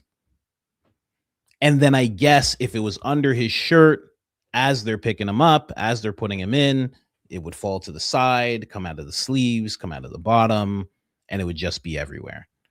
Otherwise, I don't understand the explanation. You know how hard, yeah, my wife is saying it right there. You know how hard you'd have to stomp out some sunglasses for them to turn into these type of shards? These type of shards? That'd be pretty, that's next level. I'm just saying. You'd have to go really hard in order to make that happen. But see, we're gonna have to start getting back into the actual footage. There's a video / picture of a black object falling out of Charlie Kirk's neck. They hacked my computer and deleted my photo. You know what? As silly as that sounds, I've heard a few people say something along those lines. I don't know if it's true because I don't know who's saying it. I don't know you. Actually, I do know you. Wait, do I? Okay, I can't even see who said it anymore. But I've actually heard that a few times from people saying that video footage that they had is gone. And I've heard that a few times. Couldn't verify, never talked to anybody directly who's had that happen, but I've heard that a few times now, that people are just like losing footage out of nowhere. And then the last, what is this? Oh, gross turning point behavior. So I guess that's the end of the mic. Oh no, we're still in the microphone theory. Okay. Let me just see here. I just wrote this note as gross turning point behavior. So I want to, very curious what this is. I mean, objectively speaking, the actions of the Turning Point USA team look infinitely more suspicious to me than Tyler Robinson's. I'm just going to put that out there. The way they're behaving, the people they're attacking, the anger, the frustration, the stress that is in their faces that can only overtake you when you have a secret. Because let me tell you, at the memorial, they were glowing. They were glowing different at the memorial, right? All of them. I mean, Alex Clark had a hat on, like she was going to watch polo. They all just looked like healthier, renewed, refreshed. I told you they went to Charlie's favorite restaurant after and were giggling, having the best night ever. Now they look different. Now people are asking a lot of questions and suddenly they look a little stressed out. Lies do that too. Lies are corrupting. Terrell taking down the cameras after recording himself. Nothing, Erica? You want that guy around you in general? Do you even want to be friends with him? Forget hiring him. I just wouldn't want to see his face after that. Why did you record yourself? Why didn't you help my husband? Mikey walking away, not running, but walking. Apparently he didn't think there was going to be any more shots. And he called his wife, despite us at first being lied to and told repeatedly that he phoned Erica. Remember, they said Charlie trained him. Anything ever happens, you immediately call Erica, and that's what he went to go do. But actually, that wasn't true. He went to call his wife, and he didn't call 911. And Blake Neff didn't call 911. He called his mother, and neither of them, even when they hung up with their wife and their mother, called 911. That they just assumed the security had it or something, but maybe just to report an active shooter. Even if you thought the security took care of Charlie, wouldn't you report an active shooter? Man, that's true. Blake calls mom. Well, that's all he has. Come on.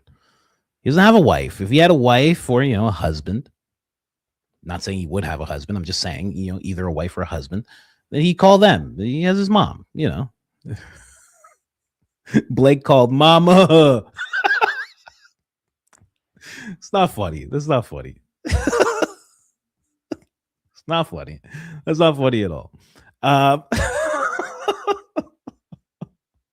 Mama. Oh my gosh. But she is right. Yeah. My love for Mikey McCoy has never changed. Okay. The hips don't lie. He walked away for our sins. And I don't know that he's ever done anything wrong. But she is right. I have to say, listen, if I was friends with Charlie, it'd be a different scenario. If I was just there in the crowd, how my black ass would have sprinted away. I mean, sprint until I'm out of the university onto whatever neighboring street is there. How I would have sprinted and just laid on the grass and just had a heart attack. How fast I would run. I've heard things in this house. What the? Huh? What was that? I was like, it was a washing machine. Oh, okay. All right. I'll turn off the car. I started the car. I was going to leave you guys. I'm sorry. Sorry about that. My apologies. I'll how far and fast I would sprint. There's no walking whatsoever that would happen from me. Nope. I would have ran screaming and crying until I saw a police officer and I jump into his arms. Okay. Full Notebook romance novel jump into that man's arms. Okay. Maybe they just have a stronger constitution for this type of stuff than I do. I'd be gone. I'd be gone. I'd be so gone. You kidding me? I'd be out of there. It is weird that he walked away. I mean, I've done many videos on the walk away, Oh, somebody says I'm their comfort podcaster. That's nice. That's nice. Don't worry. We'll read those very soon. We'll read those very, very soon. Nope mode activated. I'm telling you, I'd be out of Tom Cruise Scientology run.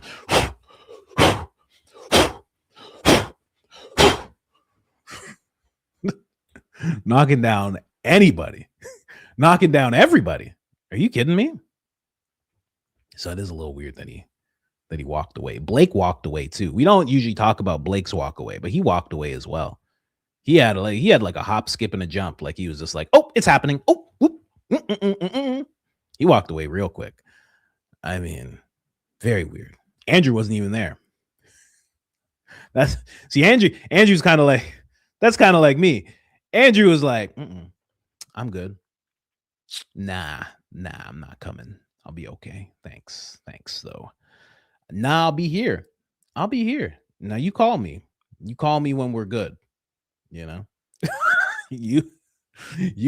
call me when we're good. You understand? You know what I mean? Call me up. Anyway. Oh, someone said play the shout out. Okay. I am at the end of all I wanted to show. You guys love a Coach Colin shout out, huh? You guys loved it more than I did. Yeah, let's see. Let's play it. Google searches, like how much explosive, like it's like these Google searches are I have a lot of explaining to do. I promise it's just research. Comments from today's episode. Wow, that is a massive tip that you gave us here. So thank you, Evie. Evie writes, Battle Bun had a good run, but I think we're officially entering the Power Pony era. Candace, you're doing amazing work. Keep going, Max. We have your back. Thank you. Power Pony. Yeah, maybe there's a Power Pony. We will have to ask Coach Colin. Pre writes, hey, Candace, I joined. There you have it, ladies and gentlemen. For those of you that didn't know, she said, Coach Colin, unprompted by a comment, said Coach Colin. Okay. Where's my parade? Where's my parade? How come nobody's called me for opportunities as of yet? How come nobody's Is there going to be calls for opportunities? I check my phone. There's some coffees. Where are all the calls? No congratulations calls or anything like that. Oh my gosh. People think George just watches the show and that's why she knows. Who knows? I don't know. Maybe you hear about it. Maybe if you have. Also, there is the thing of like she knows Barron and I know Barron, right? Maybe there's that. But also it's like I'm a big supporter. Maybe if you see one of your biggest supporters, you're like, oh, I should probably learn that guy's name. Who is that guy?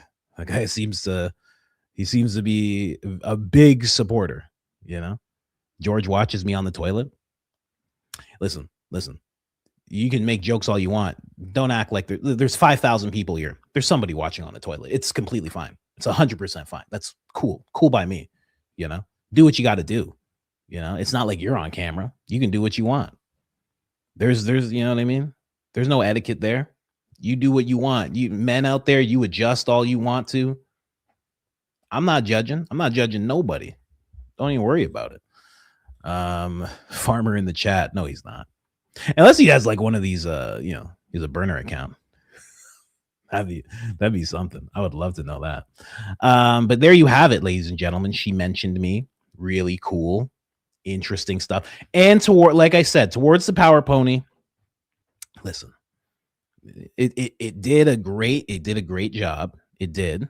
Okay. It did a great job. Someone said it's not like you got called out by Jimmy Dore or something. Jimmy Dore actually did call me out one time, and it wasn't favorable either. It was not favorable at all. I had to make a response video, and it was a whole thing. It was a whole thing. But yeah, it was great. It was great. Thank you so much. In George's voice, thank you very much. Do appreciate you. But the power pony, it's done its thing. The battle bun. Here's the thing. Like right now, she's going deep. This is like research. When the battle bun comes out, she gets vicious. I mean, she gets vicious. You gotta go back and watch, man. Coach Colin is Candace's handler. Could you imagine? Wouldn't I be the best handler? Well, I don't even see is there even a problem? If I'm your handler, you're good.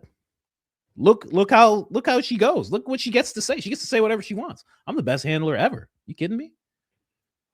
She could talk the same way about Qatar as she does about Philadelphia. She can talk about whatever she wants. I'd be the best handler. The Illuminati would be calling me. So I was talking with the lizards, and we know that you're Candace's handler, and I don't know. She's been talking about Israel a lot, and we're just wondering if you're going to hypnotize her or anything. I don't think so. I think she's good. Listen, guys, there's a new way of handling people nowadays. You gotta just let them say what they want. Okay. I already have her on the road to becoming president. I think we're good there. We don't really need to stop her from talking about all this. It's a whole plan that I have. You gotta really trust the plan. Okay. 5D chess. Yeah, just let me do what I'm gonna do. She's talking about the president. She called him pathetic and a loser. Yeah. I saw that too. Tell the lizards and the vampires I got it under control. Everything's fine. Don't even worry about it. Okay. We saw her thumbnail today. Seems like her hair's up in what you call a battle bun. We just want to make sure everything's going to be okay. You know what? I got to be honest with you guys. We don't really know what happens when the battle bun comes out. We're going to have to talk about this after the live stream. Illuminati would do away with me. They'd be like, you need to go talk at UVU. I'd be like, I got to go talk at UVU. What? Can you wear this microphone, please? Huh? What? I gotta wear a UVU. Come on, guys. Let me talk to the lizards. This is crazy. Let me talk to the lizards. Peter, Mr. Thiel, can I talk to you for a second? Oh, this is crazy. He's acting like Peter. It's me. Come on, man. Because he's a lizard, you know? Because he's amphibian. Oh, we're just joking here. We're just joking here. He's not actually a lizard. Oh my goodness. No, not him. Not him. Not this guy. This guy's not a lizard. He's oh, they're just jokes. They're just jokes. He's a normal person. 100% human like the rest of us. Anyway, I'll just talk about this really quick because Peter Thiel is having a secret society retreat, invite only.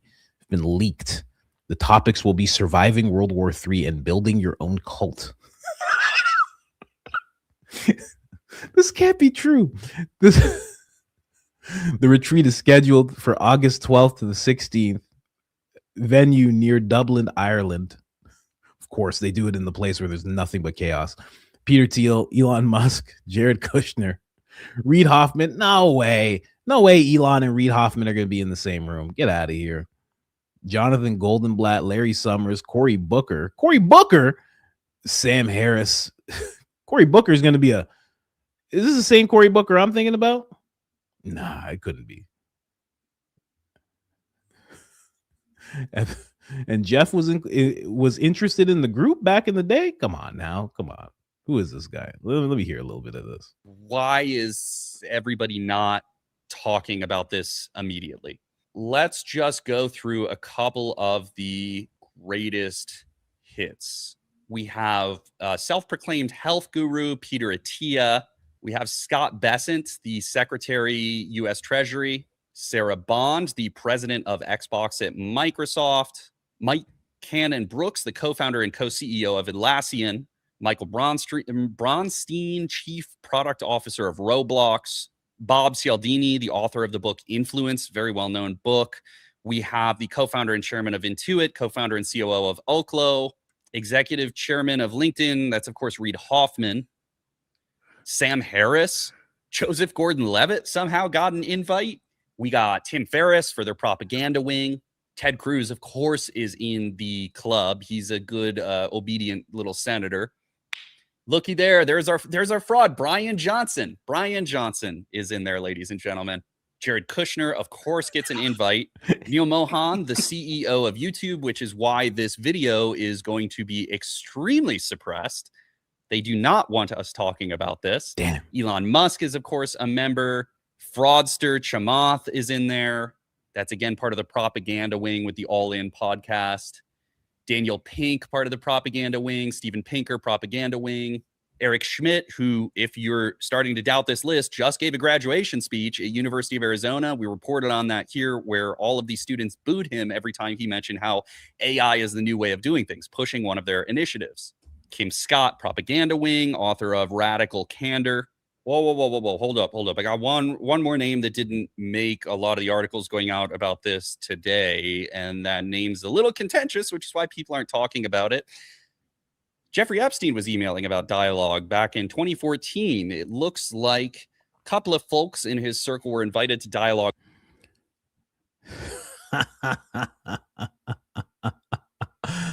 Oh, man. That is just funny. Hosting a dialogue society retreat. It's not a secret society retreat. It's a dialogue society retreat.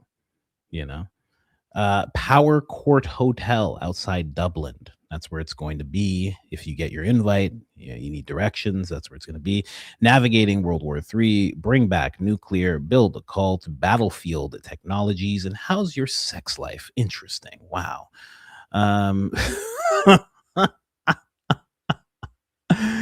Oh, it's actually not fake. Oh my gosh, that is so crazy. Yep, it is a real thing. It is a real thing. It just sounds fake because it's crazy. That's why it sounds fake, because it's insane. What? Yeah, the password's going to be Fidelio. That's just my guess. If you want to go there and check it out, I'm pretty sure if you say Fidelio, they'll let you in, but there's gonna be a world of trouble that comes along with that. So kidding. I'm kidding. Yes. Yo, basically, this, you know what it sounds like this meeting is? It sounds like they're all going to come back.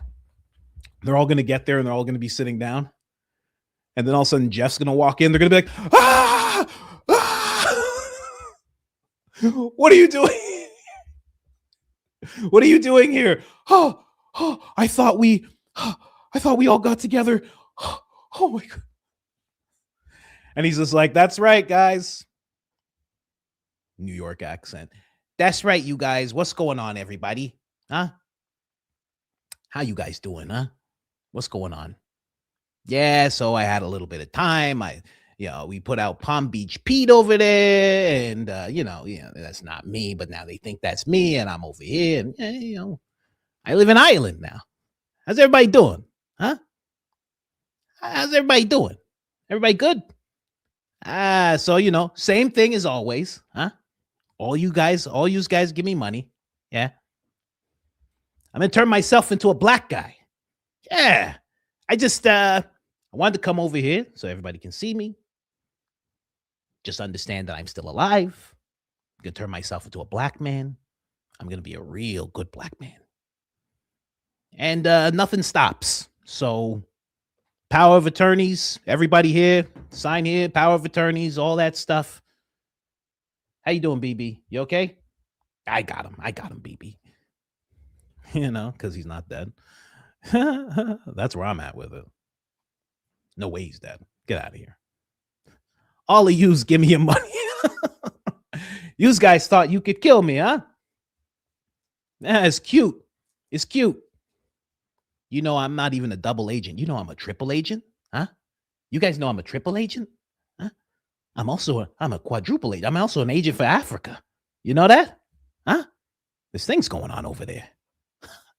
You guys ain't gonna kill me. That's why I'm going to Africa. I'm gonna be a black guy. Yeah, that's the ticket.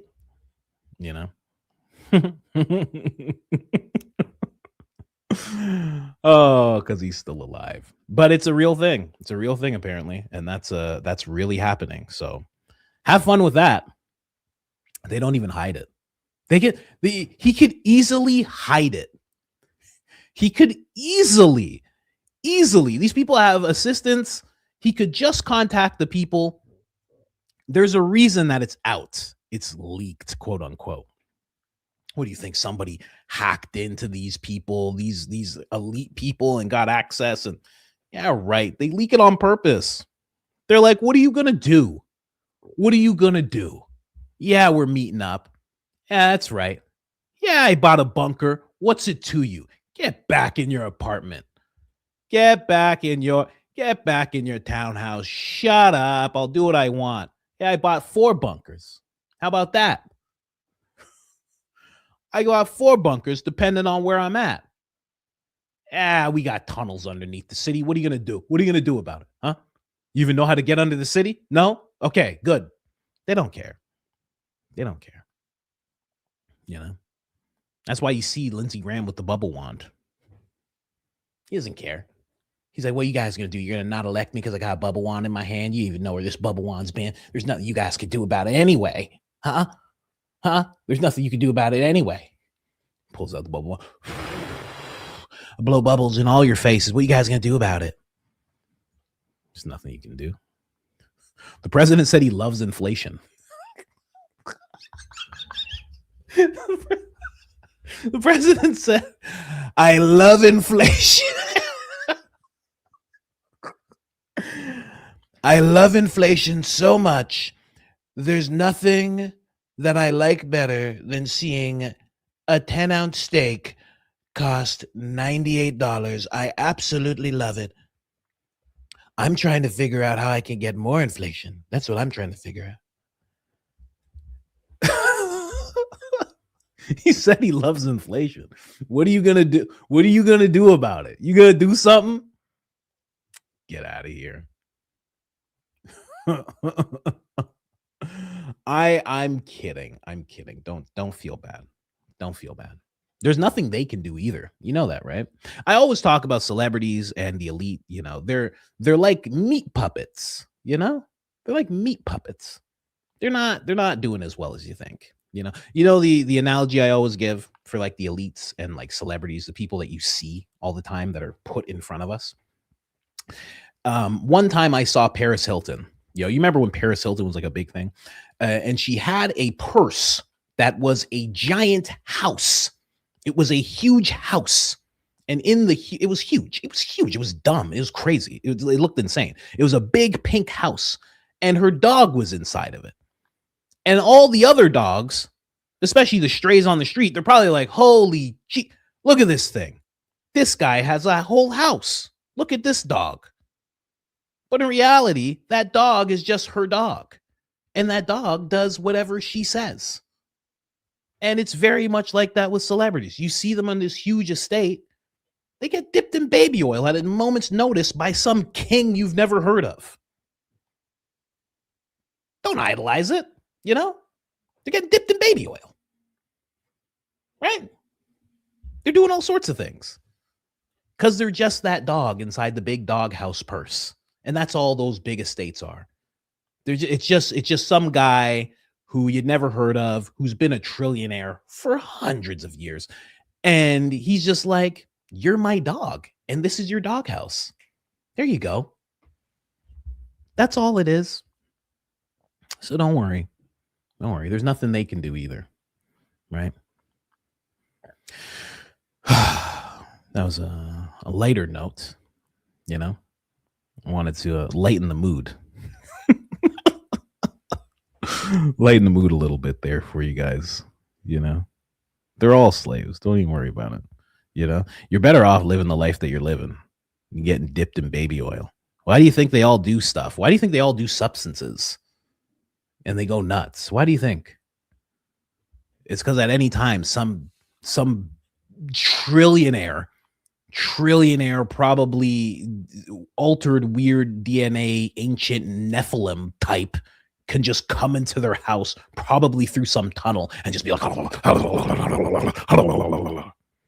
and there's nothing they could do about it. That's what they signed up for. Anyway.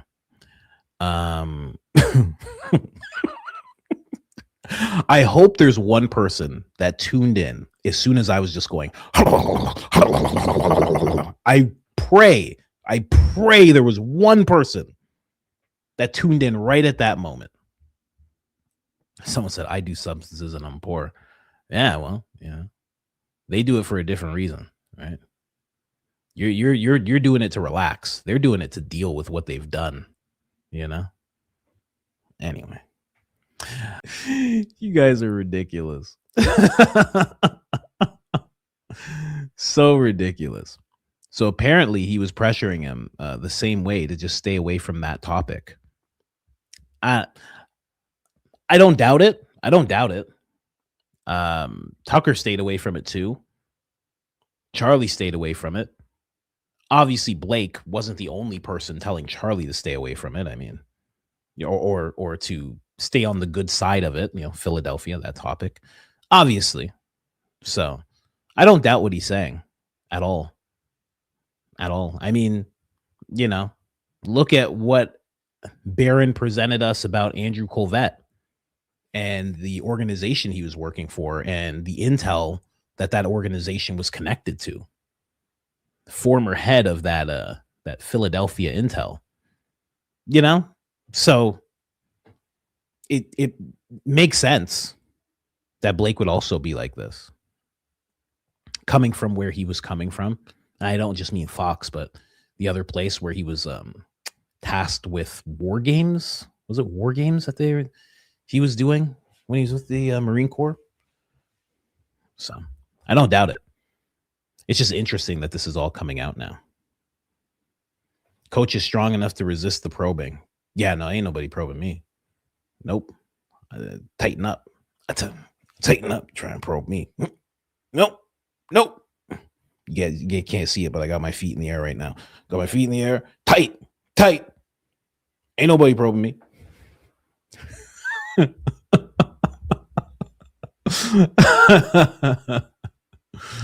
But yeah, I don't doubt it. I don't doubt it. This is like the chaos portion, just so you guys know. This is where we just go from, when I just have a bunch of things stacked up. This is Julian Dorian or something. Julian Dorian. Sorry, been watching a lot of workout stuff. Julian Dory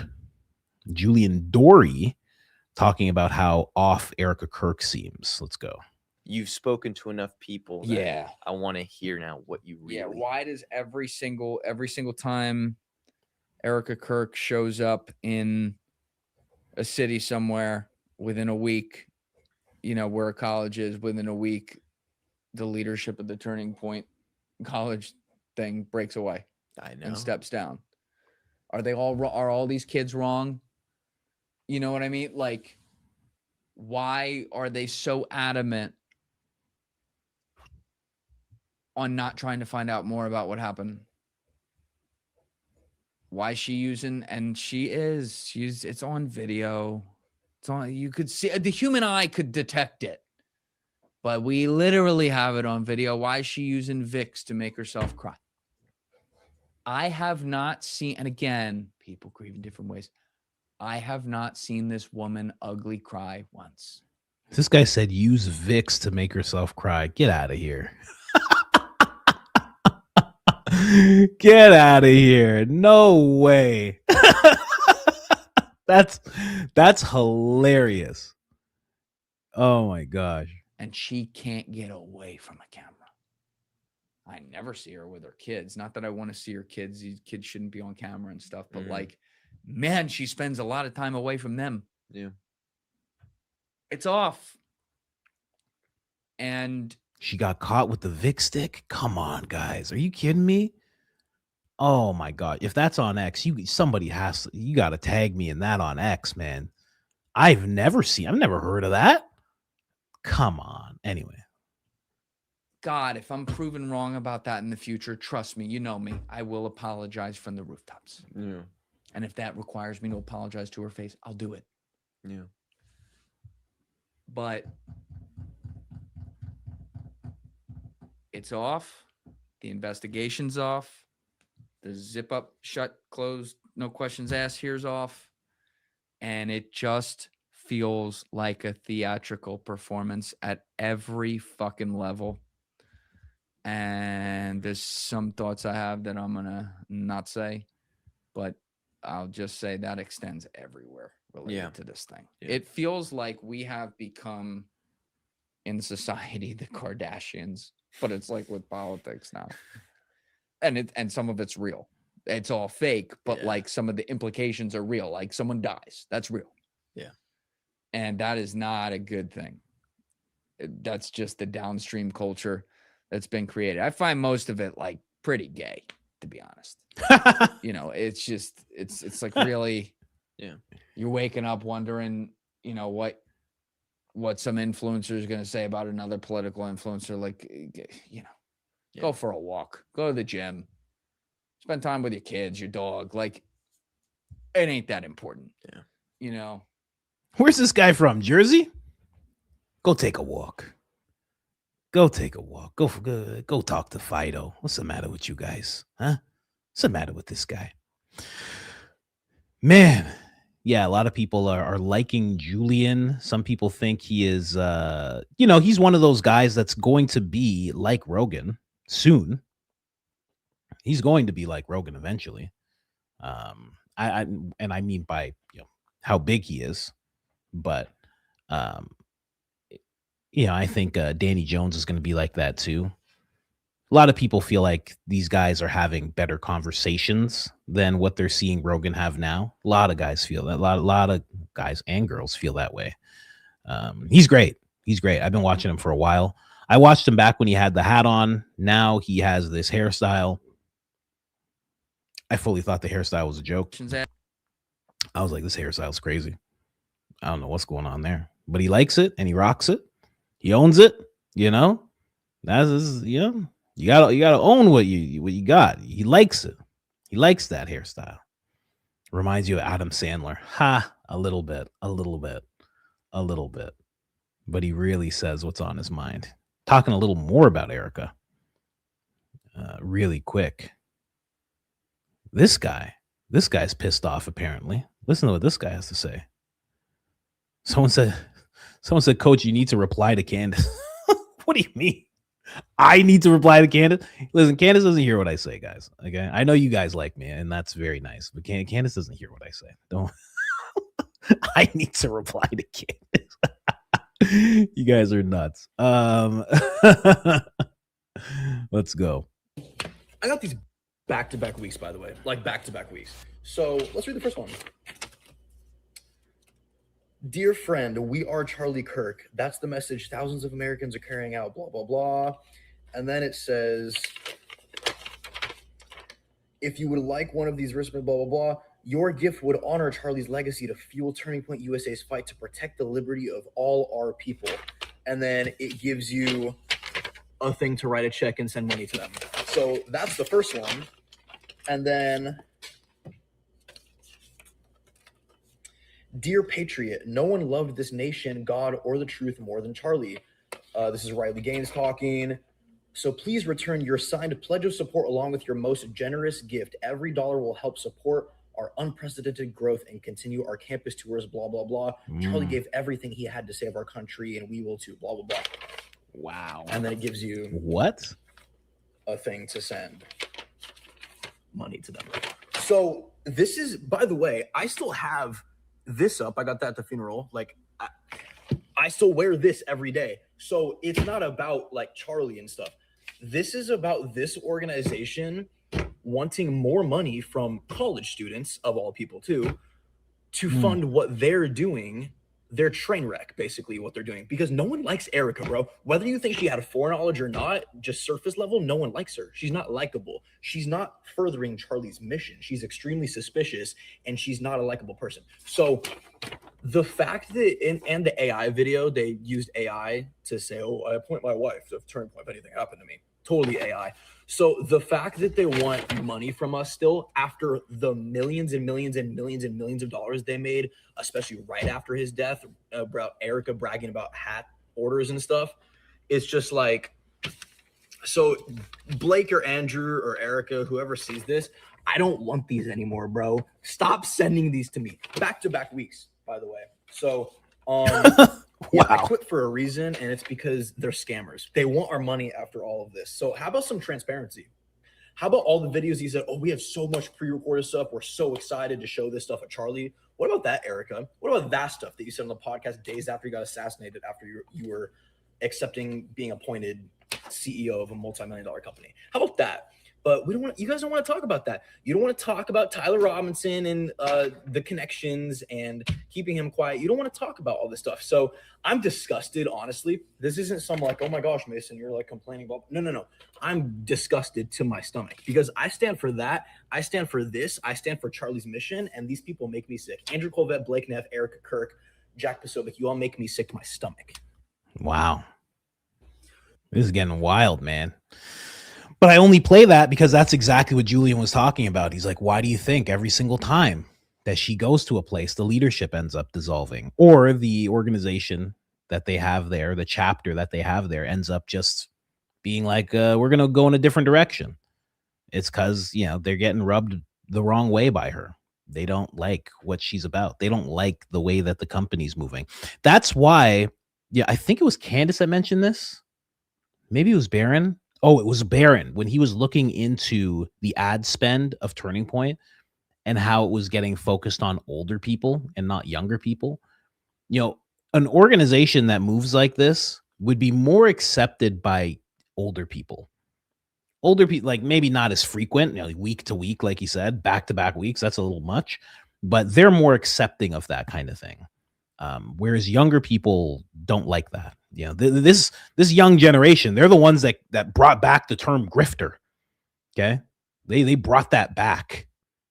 Our generation, we just say scam artist, scammer, they went back to the old school and they brought a word back, so they don't like stuff like this at all. As you can see, they get pissed off by stuff like this.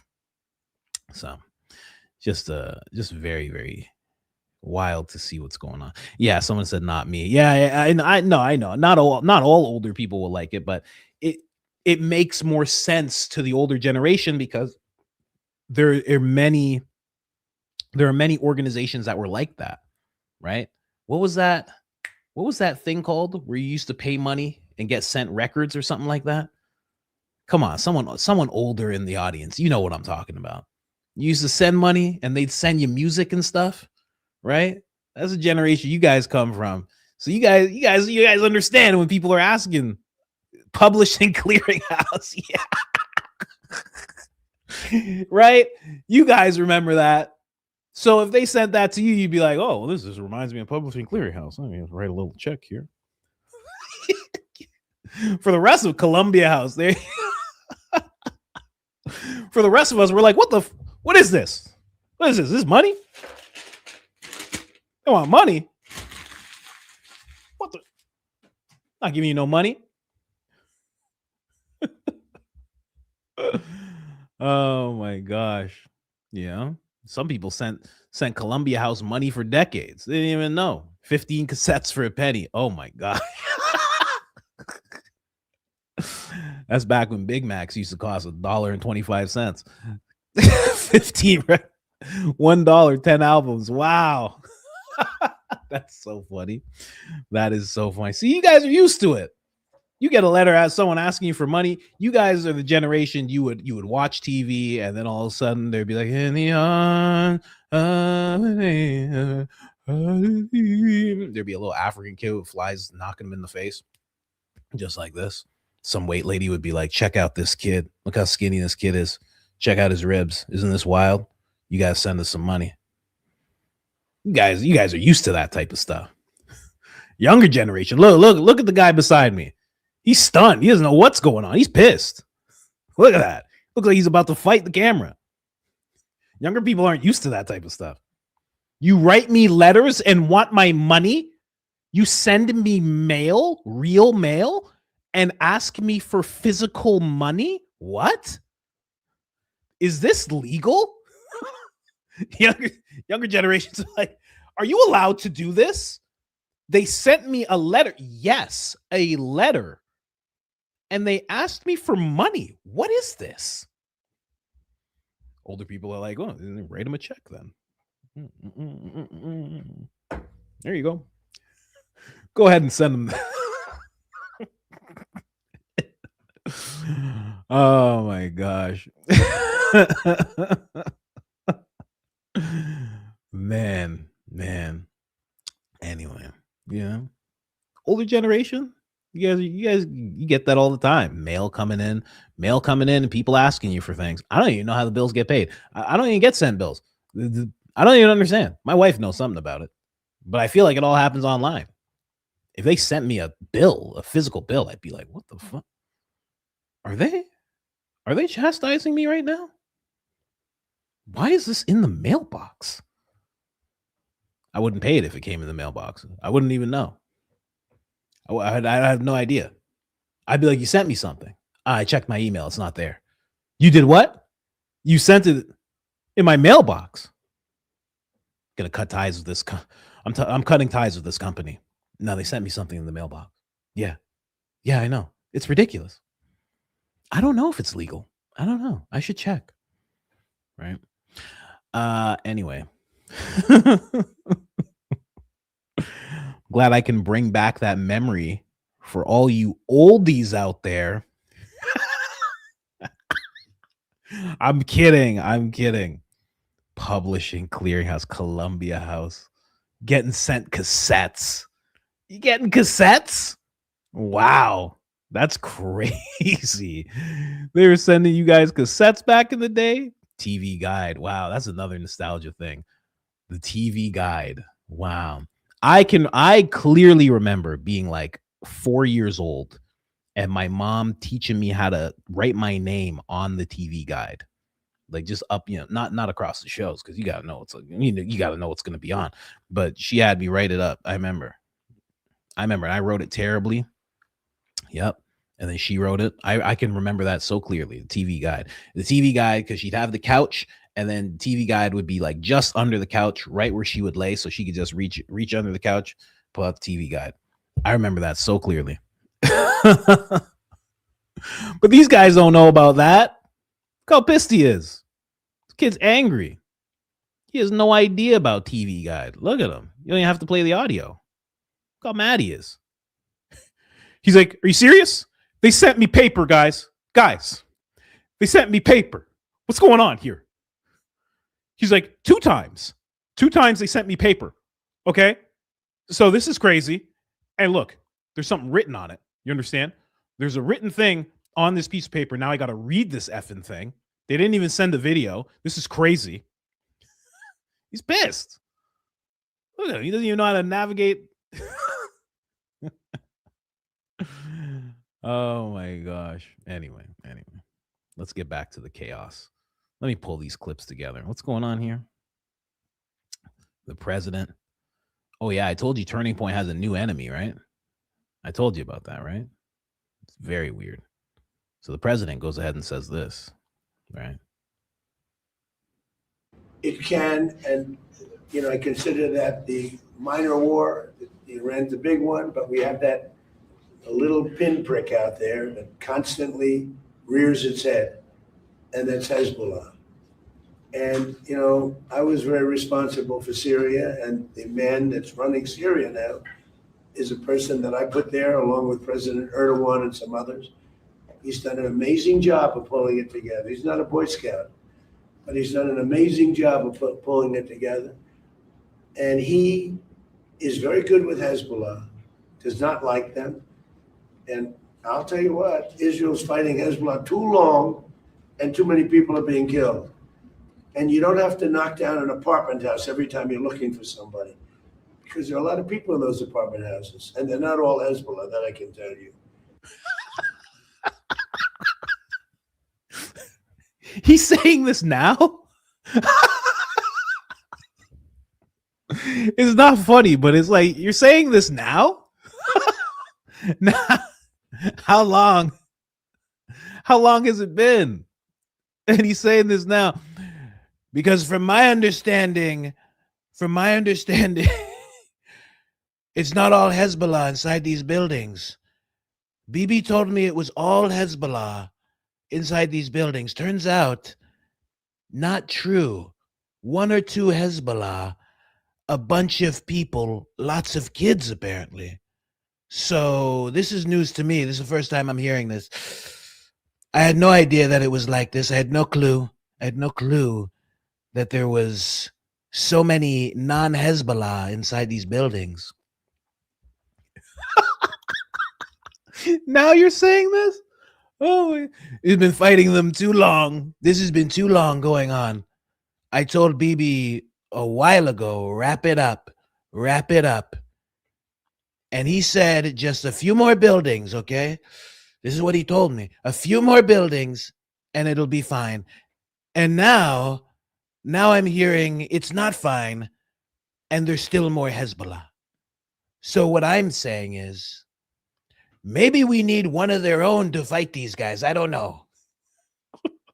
Because these guys from Philadelphia, they seem as white as you and me. I'm just saying, I'm not judging anyone.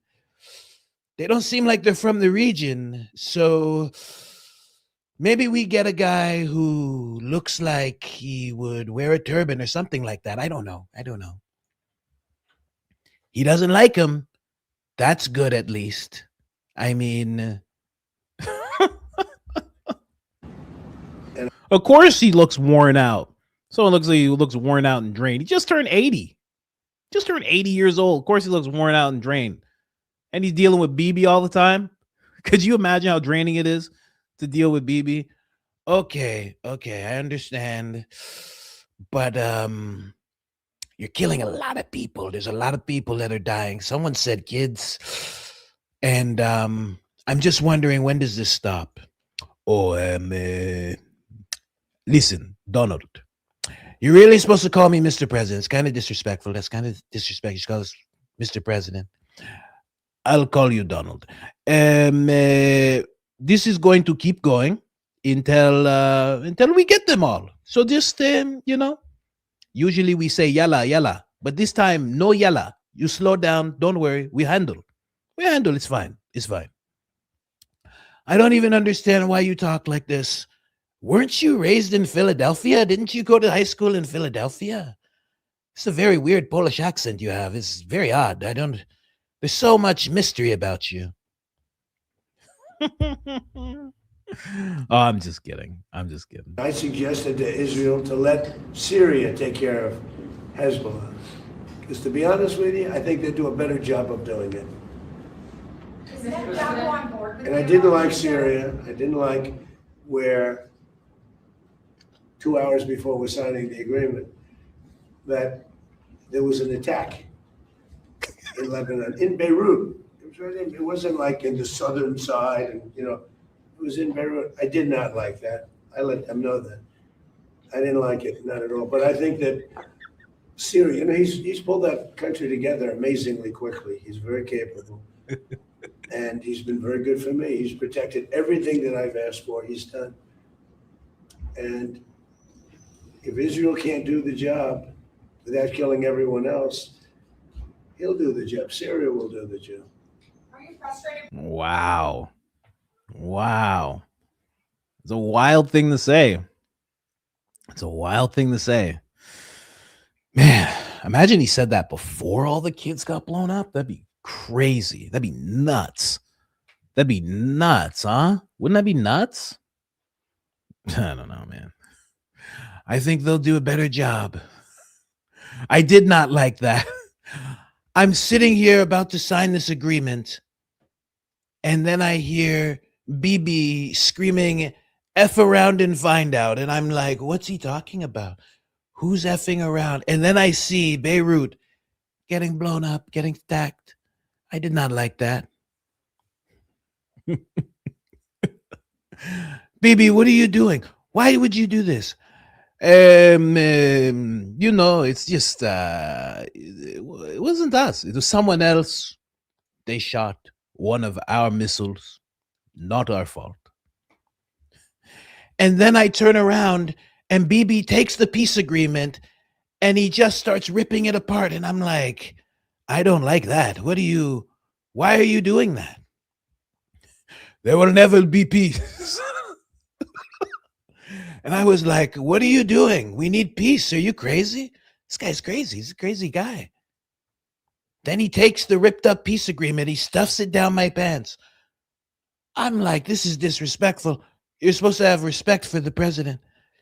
Stuffing things down my pants. I was like, this is crazy. I did not like that.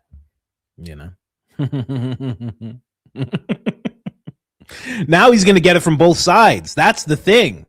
Now he's getting it from both sides because the people who are disappointed in him, they're not going to be like, oh, it's all good. Oh, yeah, you've come to your senses. They're not going to be like that. They're still pissed. They're still angry. And now the other side is going to be angry. I mean, what a place to work yourself into. Who knows where this goes from here? Even Lindsey Graham commented on it. Now everybody who's for the president blindly, no matter what, now they have to start talking as well, because if you don't back them up, it's going to be a problem. So even Lindsey Graham has to back them up now. Stopping the fighting. I would encourage President Trump to follow through with what he said today. Once we negotiate with Iran, even if he falls short on a nuclear deal, turn your attention to trying to get Saudi Arabia to join the Abraham Accords. Now, Saudi Arabia and Israel, quite frankly, owe President Trump a lot. It would be good for the region and the world for these two countries to make peace and do business together in the Arab-Israeli conflict. Iran is in a box. No matter whether we're successful with a nuclear deal or not, their ability to generate another October 7th is non-existent. Their nuclear program has been set back just through military action. So now's the moment. This is the year to have a pathway to peace. And I will say this.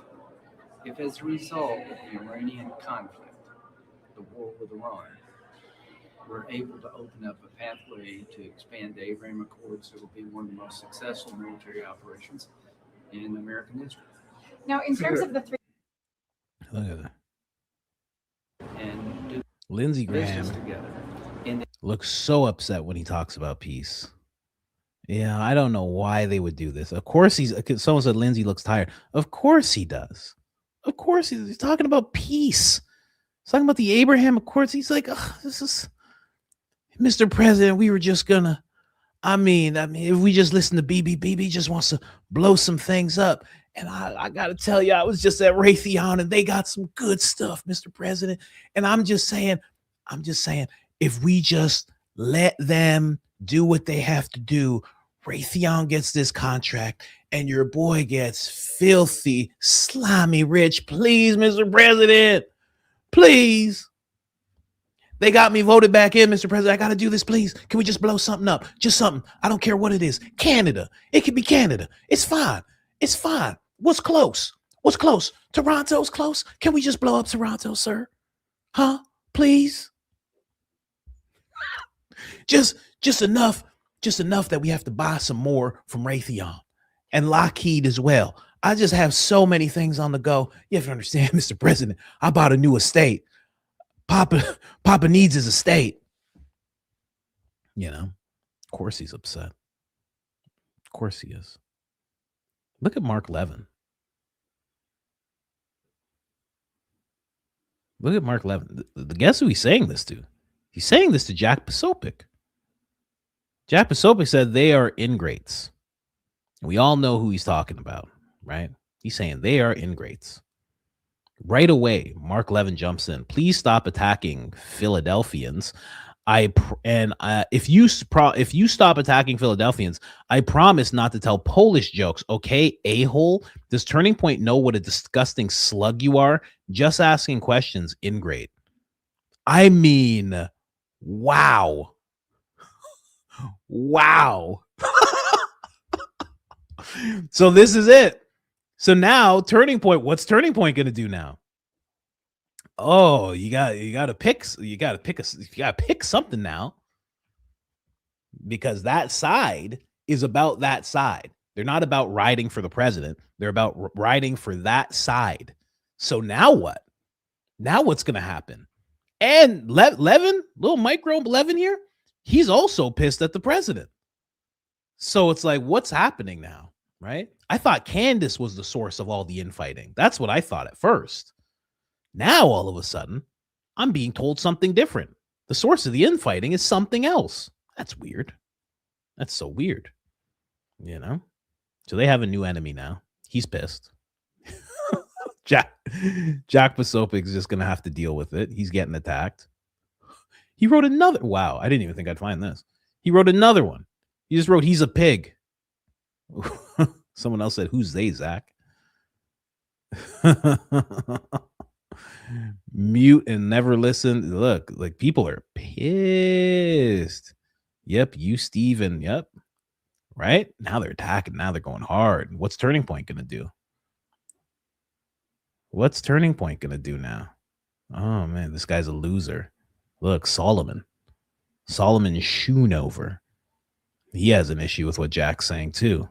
Who would have thunk it? Well, we'll see how this goes. And yeah, you know, obviously, Jack is a known intel. Like, he literally got training at Fort Huachuca. Like, I think he said this and Tyler said this. Like, and they didn't say it as a joke, and it wasn't even from this year or last year. It was years ago. People found a tweet about Jack talking about being trained at Fort Huachuca or going in for training at Fort Huachuca. So he is intel, you know, ex-intel, you know how that goes. Anyway, just wanted to show you that. So we'll see what this war turns into as time goes on. This little infighting war. We'll see what that pops off into. Mark Levin now not liking Trump.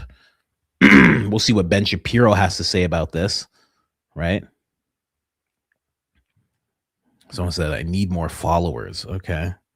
Someone else sent a video. I know if I go all the way back to Gasolina's video, I know if I go all the way back there, I'll be at the beginnings of the coffees. So let's see if I can find that. Let me see. It is hard to keep track of the coffees. The coffees just keep flowing in. They just keep flowing in. Okay, so if I'm here, oh, maybe not. Is there more? There's a lot of coffees. Jeez. Okay. All right. We're going to start at the coffees, guys. because we're 2.5 hours in. Let's jump into these coffees real quick. So we got Audio Visual Club. Are you the one who was saying that your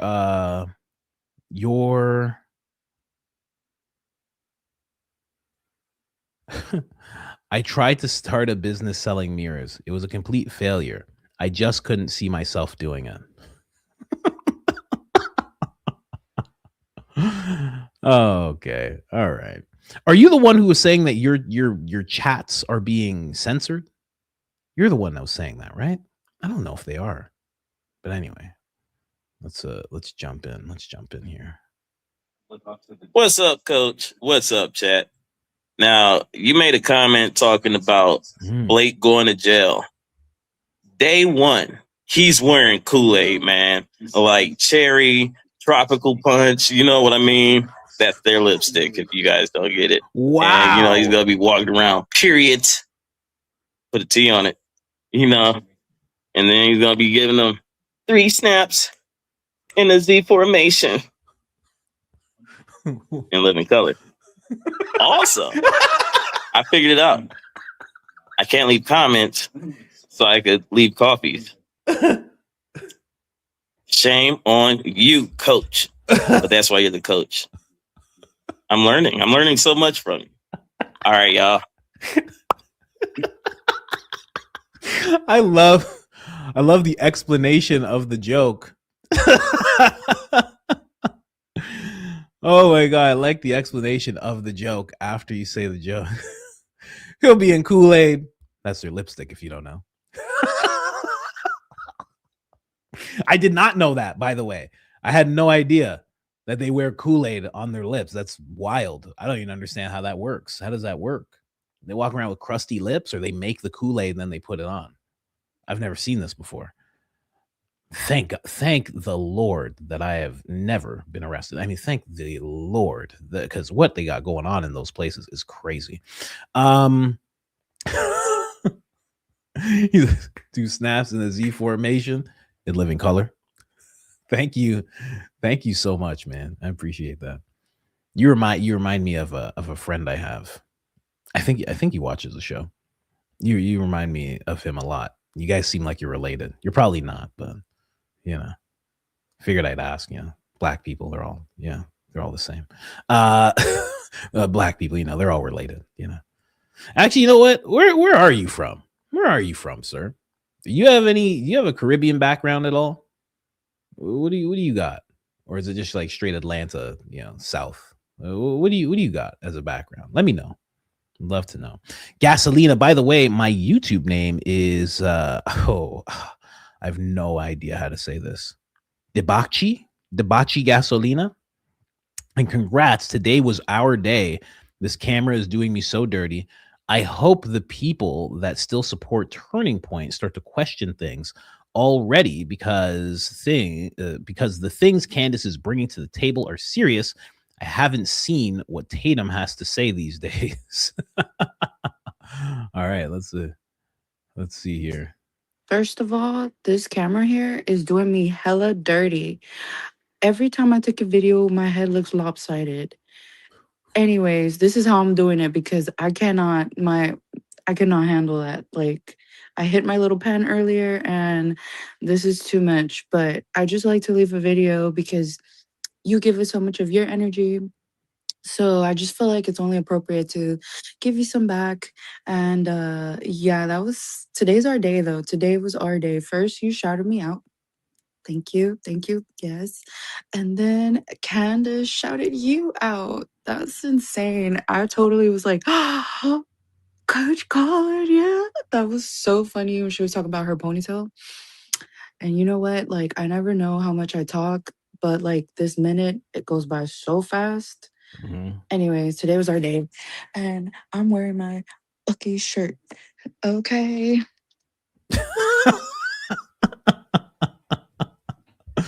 I didn't know what she meant at first. The first time I heard it, I was like, the pen. I'm like, what pen? I'm like, oh, like a vape pen.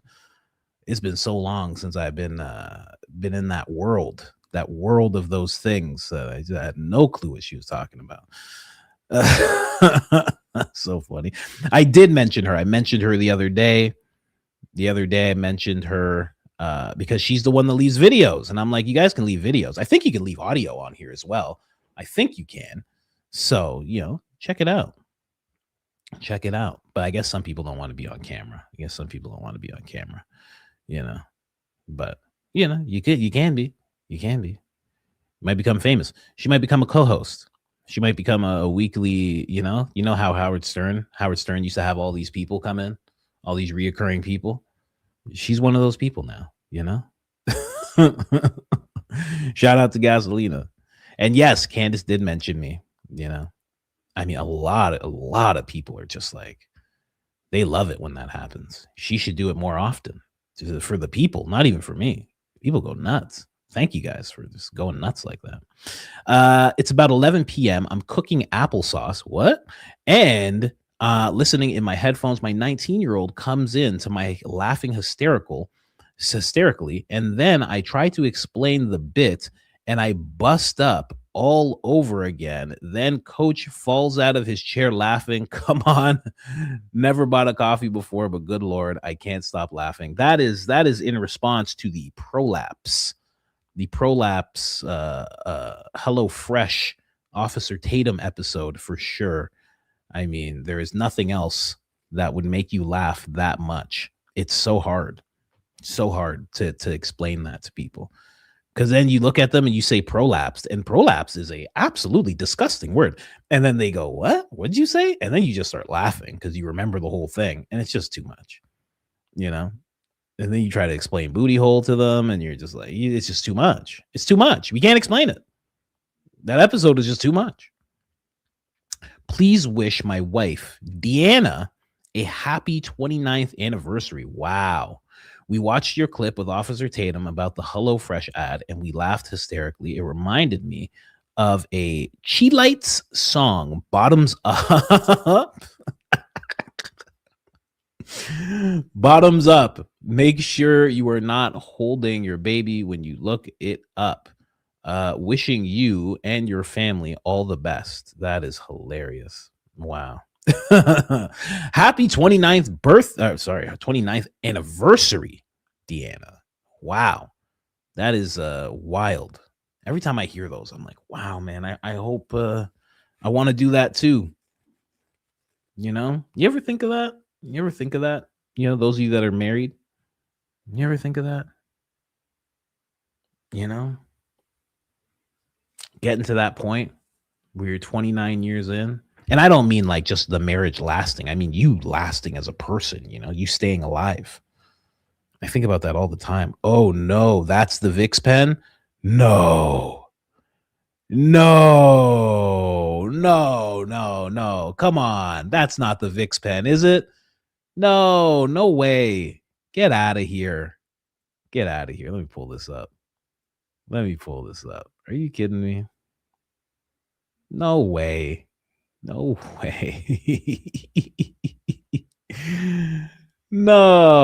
is it? That's crazy. Come on. What? For real? Let me see. Why the music? Oh, I want a platform that has no music. Oh, it's not a tissue. Whoa, no way. Come on. Hold on a second. Because that's not a tissue. Because then you'd see the tissue.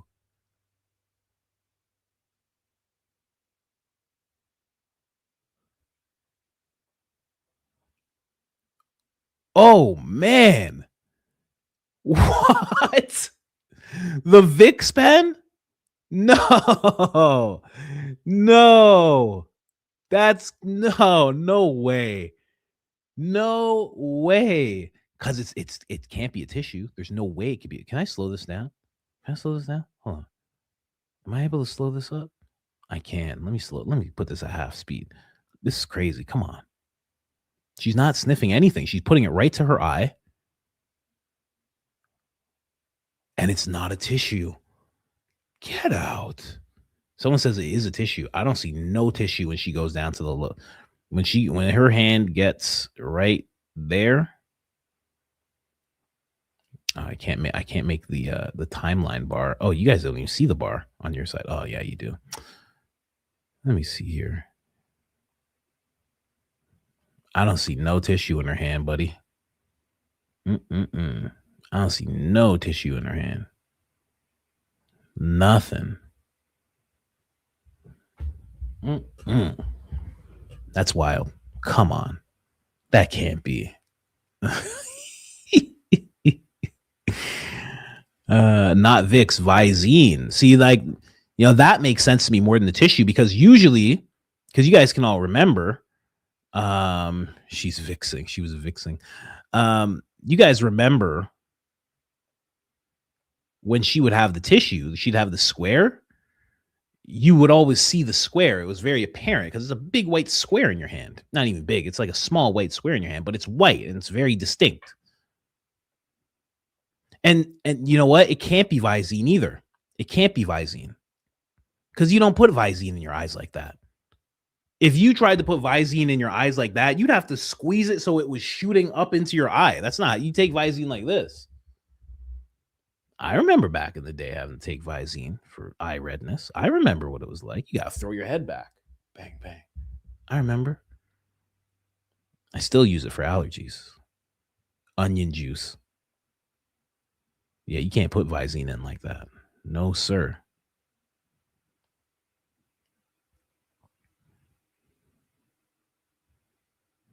Oh, man. Oh, that's crazy. That's crazy. That is nuts. Thank you for finding that for me. Who found that? Who found that? Siegfried 777. Thank you very much. Appreciate you. Appreciate you very much. Wow. That's nuts. Anyway, happy anniversary, Deanna. Happy 29th anniversary, Vix Maxing. Oh, Vix Maxing. Okay. Coach, one, you got a shout out from Candace yesterday. I'm thinking Chief Marketing Officer vibes. Me? Still laughing at your Officer Tatum Hello Fresh. He doesn't realize why that video got such a spike in views. He has no idea. He has no clue. 3, merch suggestion, mama t-shirt. Bless you and your family. Thank you. Thank you. Appreciate that. Really appreciate that. Yes, I know I got the shout out. You're thinking Chief Marketing Officer vibes. Me Chief Marketing. Listen, that sounds like an orderly role. I'm a very unorganized person. Believe me. I'm very unorganized. I guess I could do it. You know, me and George work together. That'd be good. Always go to you for your very insightful perspective, and you are so funny. Heard Candace shout your name the other day. Yes, she did. Thank you very much. Appreciate that. I walk around my house, randomly blurt out "mama" and laugh at myself. Thank you for all the laughs. Much love and respect to the misses and the little coaches. Yeah, I do that too, actually. It's really hard not to.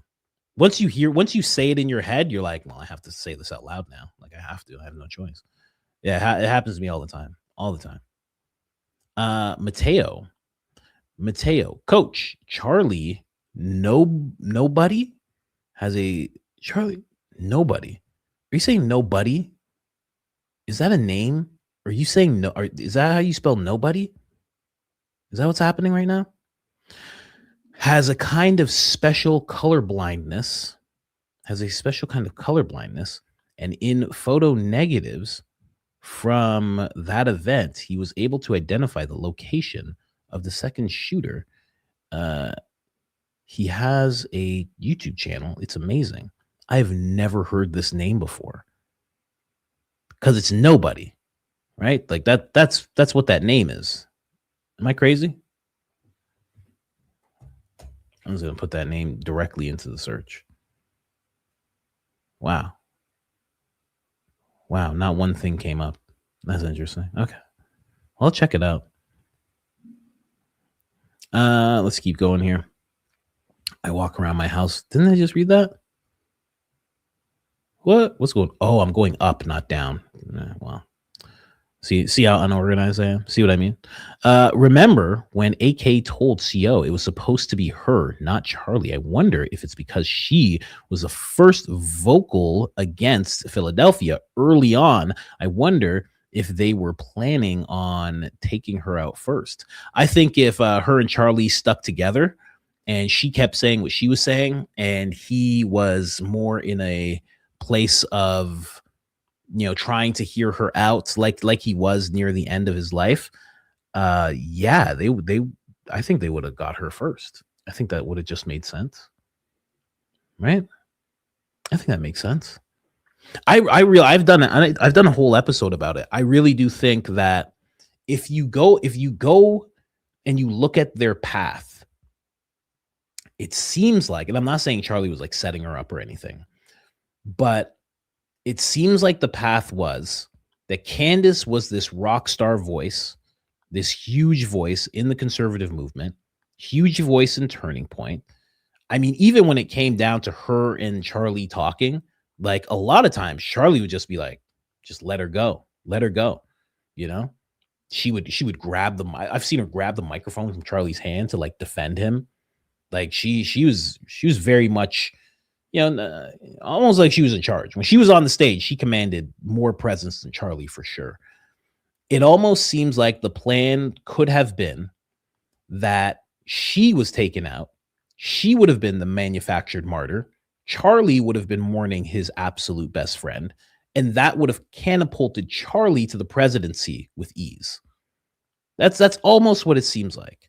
Because with Charlie going, it doesn't even make sense, right? Like this whole situation doesn't make sense. Like what? Erica's gonna become president? Erica's gonna become vice president? Like what? Like that's nonsense. Charlie in that position makes perfect sense. So I think that was what was intended, and they didn't foresee Candace going the way she did, and it really messed up the plans. Charlie had to stay with the plan and just go with it in terms of, not turning on Philadelphia. And when he started to turn, they were like, okay, I guess we're going to plan C now. And I think that's what was executed. Because think about it. This doesn't make any sense. What we're seeing. I mean, you'd have to be really dumb to think for what's happening now. If this was all planned, right? And it wasn't, this Twinkie Dairy Queen eating guy that did this. If this was all planned, like this is a really dumb plan A. This is a really stupid plan A. Like, oh, Charlie's going to go, and then we're going to put his wife in as the CEO, and then she's going to make a play to the vice presidency. It doesn't make any sense. It's just a terrible choice. But with Candace and Charlie back in the mix, or in the mix together, it makes perfect sense. It all makes perfect sense. So I think that's what it was, because Candace becoming the way she is now was so not foreseen by anybody. Not even her. A waking up like that doesn't happen to the real deep conservative people.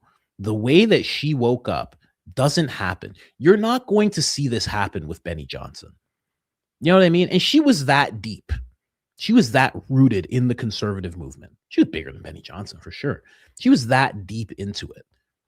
That doesn't happen at all. It's like Charlie turning. Like it's such a rare thing. Like you're not going to see that happen with Officer Tatum or Benny Johnson, or just name them. You're not going to see that happen with these guys. So it was so unforeseen that she would all of a sudden be against it. Be on the Daily Wire interviewing Norm Finkelstein. What? No one saw that coming. They did not see that coming. They didn't think, Daily Wire never thought that they would have their free speech, so-called free speech motto, so-called free speech ethos on their platform be tested the way that Candace tested it. They had no clue that was going to happen. No clue. And it really sparked the falling apart. It really sparked the falling apart of the Daily Wire. None of this was intended, you know? Anyway, finally catching you live. Usually listen while delivering for Uber. I love that. That's what I used to do. When I'd listen to podcasts. Uber all day. I'm glad I could be there. So glad I could be there with you. So glad. You have no idea. I love hearing that. I love your takes. Absolutely hilarious. Nice to see someone not taking all the mess so seriously. Yeah, I don't want to do that.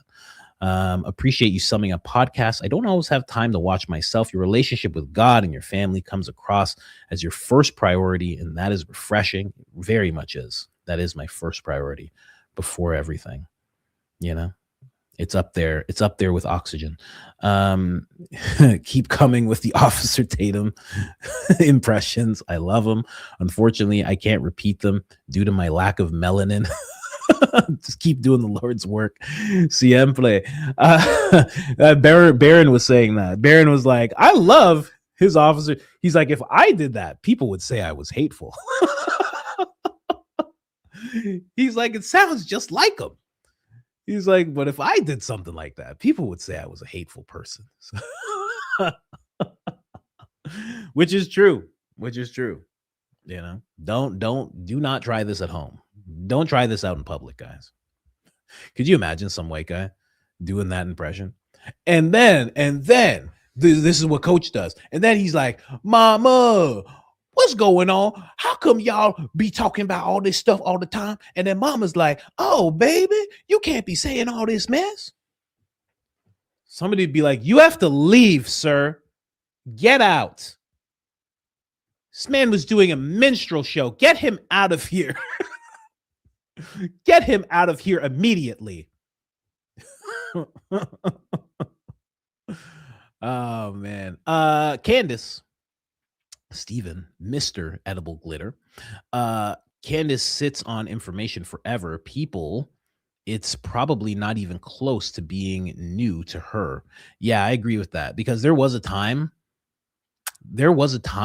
where everybody was talking about this theory. I remember I was making videos about it. I made a video about why Candace is not touching on this theory. And she revealed, she's like, I know about the theory. I've heard it. She's like, I don't know much about it. And I'm pretty sure she said she wanted to learn more before she actually brought it up. So there was that. Now that she's learned more, she's bringing it up. So you're right. You're 100% right. It's probably not new to her at all, because she was looking into it. This is probably 6 months ago when I made this video. I think they were getting him used to wearing an extra mic, but you never truly know. Yeah, I mean, that's where my mind goes. But yeah, it's really hard to say. I'm sure Blakey boy will lash out like he's coming at some minority women that he couldn't date, so he needs to go at them. Talk about an incel. Beta boys get recruited at Turning Point USA for some reason, or Turning Point USA adjacent, i.e. Alex Clark's totally not prolapsed fairy fiance. I'm just reading. I'm so happy you enjoy the Lindsey Graham picture. I laughed about it for a good 30 minutes. Only thing better would be have Officer Tatum's face in the crowd. Wow, learning about the diet. That would be good. Or him as like the referee. That would be solid. That'd be a solid image. Somebody says, Mama, why didn't you tell me about that 2-team and 3-team? I'd be curious too, Mama. Oh, baby, you've always been curious. Bless your heart. I wish you wasn't so slow. I'm sorry I raised you like this, baby. Oh my gosh. By the way, Mortal Kombat Ultra, Hello Fresh cleanse fatality. Oh my gosh. I think that joke writes itself. I don't even have to get into that. Oh my gosh. Accidentally sent a blank YouTube message. I need coffee. I wish I could tell you all about the trip to Greece. I went to visit family and was listening to you during the road trips. Wow. Coincidentally, it was at the same time you were talking about other countries preserving history and place as opposed to demolishing them. I went to see, what is this? Meteora. Look that up in free time. I also went through the tunnel that ran for miles underground. Whoa, built for when they were fighting World War II. It was wild. I can't listen live anymore with the New work schedule. However, I had time to come here after nearly screaming when I heard Candace drop your name last night. This makes me so happy. Sending love. Thank you so much. I'm very glad you're happy, Maria. Thank you very, very much. I'm happy as well. It's always a trip. It's very much a trip to see someone you watch all the time actually say your name. It's the weirdest thing, because you're like, what happened? What happened? You know, it's a very odd thing, because they're people on a screen, right? You know what I mean? And then the next thing you know, they're talking about you. I guess I do it all the time to you guys, but very weird for me. Tammy, the episode of Candace speaking about Corey and his friend was investigating is Monday timestamp. Yeah, no, I remember that whole thing. Don't worry, I was being sarcastic, guys. Coach, continuing to love your show and starting my day with this community. Thank you for your hard work, and what you have built doesn't go unnoticed. I had to share that I've started doing actually voice while wagging my finger at my engineer husband when he geeks out about his work or electronics. Oh, that's so disrespectful. It's a way to keep it light, but interrupt his autistic rants about electronics. Oh my gosh. That's so crazy. That's so crazy. Oh my gosh. And then the thing about it is their new operating system. This is why it's so good. It's so better than the last one, because actually that's crazy. That's crazy. I love it. He and our 4 girls all find it hilarious, and usually I get us out of the rant. Although I suppose I deserve said rants. I did choose to marry an engineer. Thanks again for all you do, and to Mrs. Coach, thanks for sharing your hubs with us for hours daily. Sending love and prayers your way. So thankful. That is so funny. Wow. That is so funny. Wow. Who said this? What is this? Oh, on Twitch, we need to get this guy the sub button. I don't even know what that is. What's a sub button? I don't know anything. I don't know anything about Twitch. I don't even know if I'm monetized on there. Coach, you need to tell your YouTube chat to join up on Twitch. Okay, I will. Hey guys, I'm on Twitch. Link in the description. It's always in the description. I'm on Twitch. I don't know what else to do. I can't force them. But yeah, you know, I don't even know. I don't know which is better for creators. I've heard Twitch is like way better. But I don't know that for sure. I'm like diehard YouTube. I love YouTube, yeah. Anyway. But thank you. We will get the button. Then someone on Twitch says Twitch is gay.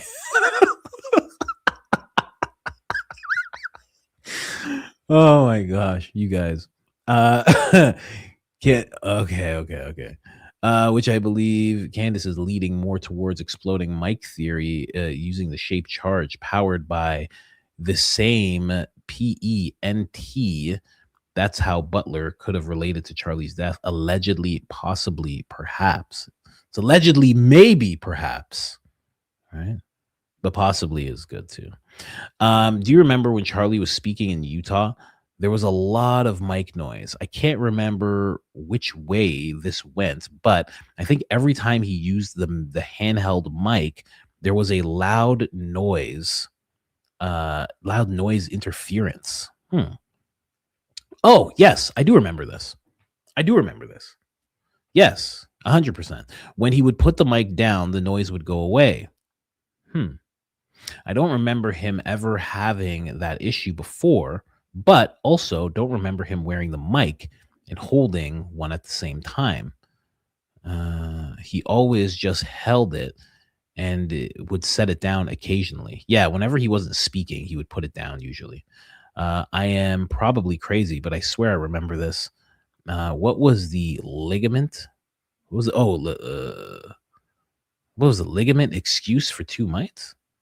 The ligament excuse, the legit excuse for 2 mics? Was it not working yet? They were working on it? No, the reason that the distortion was happening was, in my mind, if I just put my brain towards it as someone who works with audio a lot, it's because the microphones were so close. His mic that was under his shirt and the other mic. That's the only thing I can think of that would do that. Otherwise, sometimes they just do that. And that's why at one point, I think it was Terrell and someone else that was working the audio. They were asking him, they were like checking out what was going on, and they didn't really understand what was going on. That's all I can really think of. But you're not crazy. That was happening. That happened a few times when he was talking. I remember it happening just before he started having a conversation with someone from the LDS church. They were like talking back and forth about the church, and Charlie was like, "I love Mormons." And he's like, "You guys are great," and the crowd was cheering and whatnot. It could have also just been the speaker. Like, I don't know. There's so many things when it comes to audio. You really have to be there to fully know what's going on when there's distortion. But in my experience, it's always been when microphones. Like, I have another microphone here, right? And if this microphone was on, I always make sure it's off. But if they were this close, or if they were even that close, there'd be some distortion. It would be like a lot. And then I have another microphone somewhere. I don't know. There's a bunch.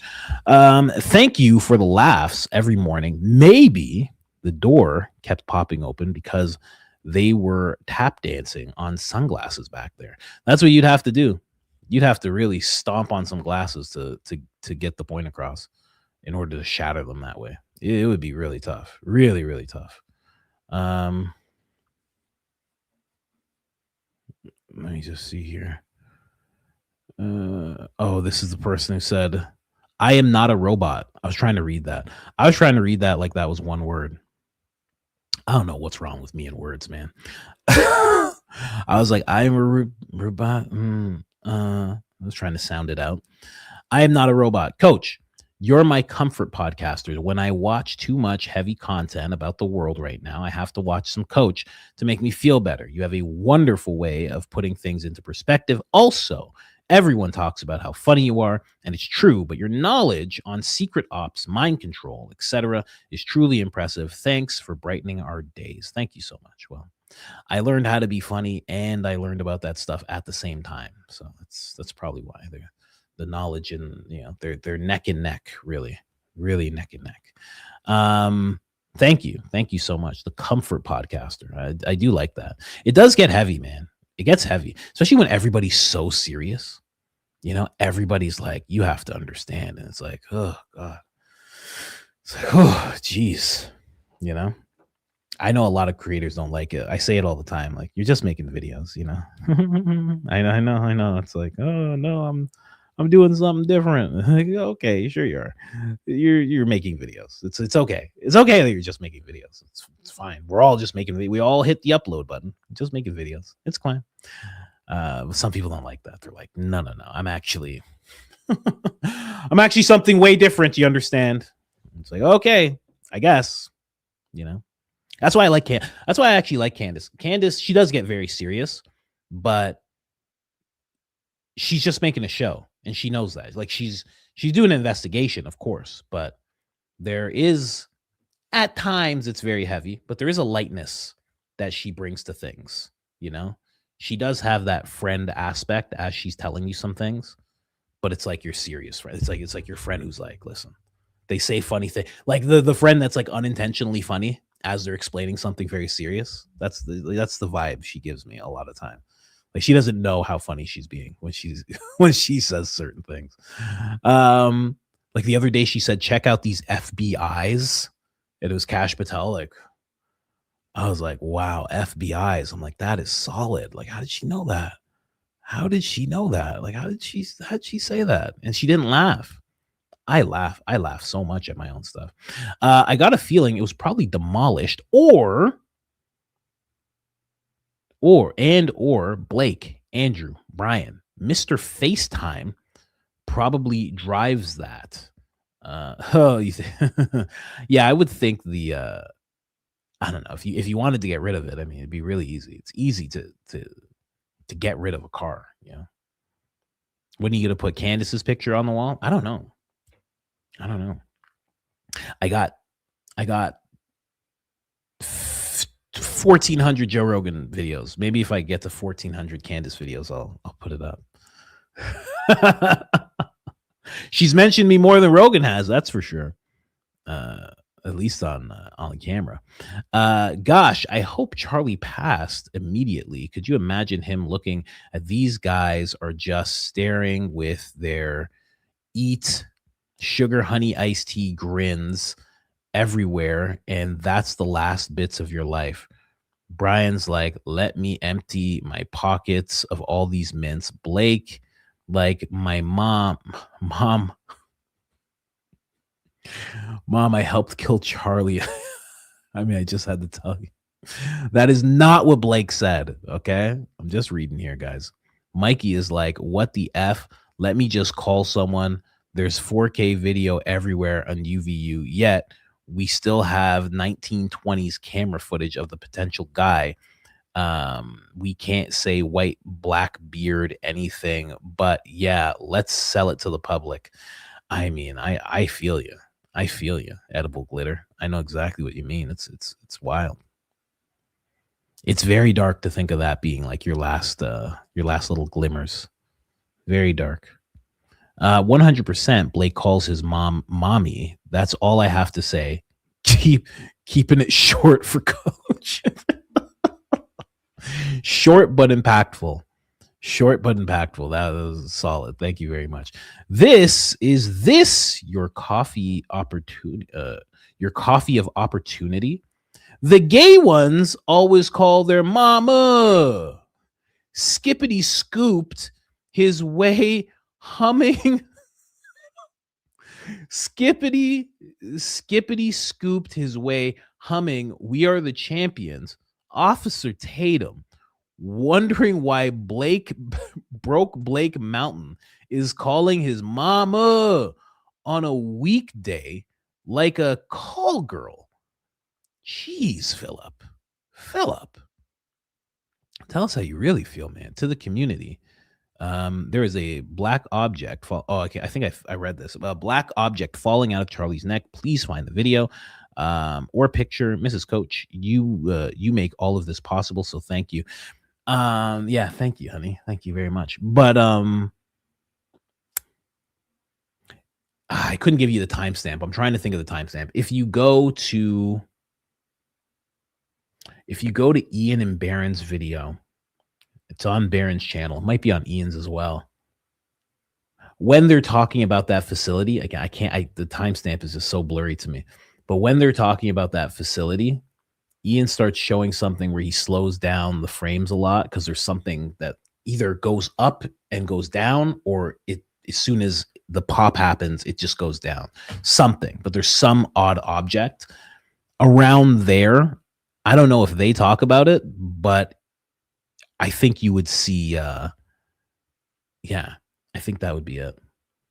I think that'd be what you're looking for. So I would find that video and skim through that. Otherwise, I haven't really seen it. Someone said no pooled blood in the SUV. Yeah, that is kind of weird, right? Mama, Mr. Peter ain't invite me to his secret meeting. Oh, baby, the way you was talking about prolapsing and booty preparing and all that, you don't want to be at that party, baby. Mama, I'm trying to be a billionaire, and them men know about 1 billion products that I could sell. I need to sell 1 billion of a product. in order to become a billionaire, mama, and they billionaires. Oh, baby, they booty billionaires. It's not the same thing, baby. It is not the same thing. You know? Anyway. How many more are there? There's a bunch. Oh, who wrote up? You guys are just writing essays. Look at all these essays up here. Another video from you? Okay. I'm glad you're using the video function. Appreciate you. Hi, coach. Somehow I missed that shout out from Candace yesterday. Love it. I'm also in the idea of the power pony, I think it represents a powerful yet lighter hearted side compared to the intensity that bursts out when the battle bun arises. Yes, that's what I'm thinking too. I mean, it's in between. It's not as fierce as the battle bun. The battle bun is something else. When the battle bun pops up, it's going to be an issue. It's going to be a real problem when the battle bun shows up. Random question. Have wondered this forever, possibly years, because I followed you since 2020. What's the deal with the string? Oh, I've said that. The string I wear on my wrist. This is the Kabbalah. I follow the Kabbalah. You guys didn't know? Hoodwinked all you guys. How about that? Yep. They've had me the whole time, ladies and gentlemen. No, I'm kidding. My wife, she has hair ties. I've been doing this for years. And in fact, a few of these are years old. A few of these might be like 5 years old. And she has hair ties. And when she would, exactly, it's not red. I'm kidding. She drops them sometimes, right? And she'll lose them. So I take them. And when I take them, I say, this is mine now. And she says, no, give me the hair tie. And I say, no, this is mine now. And it's become a thing that I do. So if she drops it or she leaves it somewhere, I take it and I add it to the collection. And that's just the way it's going to be. And that's the way it's always been. So I just take them. And that's why you see, like, you can see there's like a ball. The ball is like, it's like more. There's like the hair ties. There's like 5 on here. But then there's like 6 and 7 wrapped up in this thing. So it just became a thing I just wear forever. It's the only piece of jewelry I really care about. Oh, I mean, also my wedding ring, of course. Of course I care about that. Of course. But I mean, in terms of like, my wife says he's a cat. Yeah, because I just take it. Somebody else says my cats do that. That's so funny. You and my wife said that at the same time. Yep. That's what I do. I take them. They're mine. I claim them. So that's why I wear them all the time. P.S. Good job on the weight loss. I actually noticed today that your skin looks healthier. Oh, thank you so much. Lots of water. Look, more than a gallon of water a day. More than a gallon of water. I know that's a weird compliment for a dude. No, what do you mean? I'd love having nice looking skin. Are you kidding me? But I noticed, and I try not to ignore any opportunity to give someone a sincere compliment. Peace, love, Lacey. Thank you so much. Appreciate that. No, yeah, I know the importance of good skin. You kidding me? I'm lotioning up before I hit the stage here with you guys. I'm lotioning up. I put on face lotion every single day. You kidding me? Did I put it on today? I did. The Nephilim noise sent me. Mama, what's a Nephilim? What's a Nephilim? Oh my gosh. And then someone said, I made mama art. Tag me in it. That's on X. Tag me in it, please. I want to see it. I'll show it tomorrow. That's so funny. Almost wonder if Candace can find out who the paramedics were that were dispatched to the scene.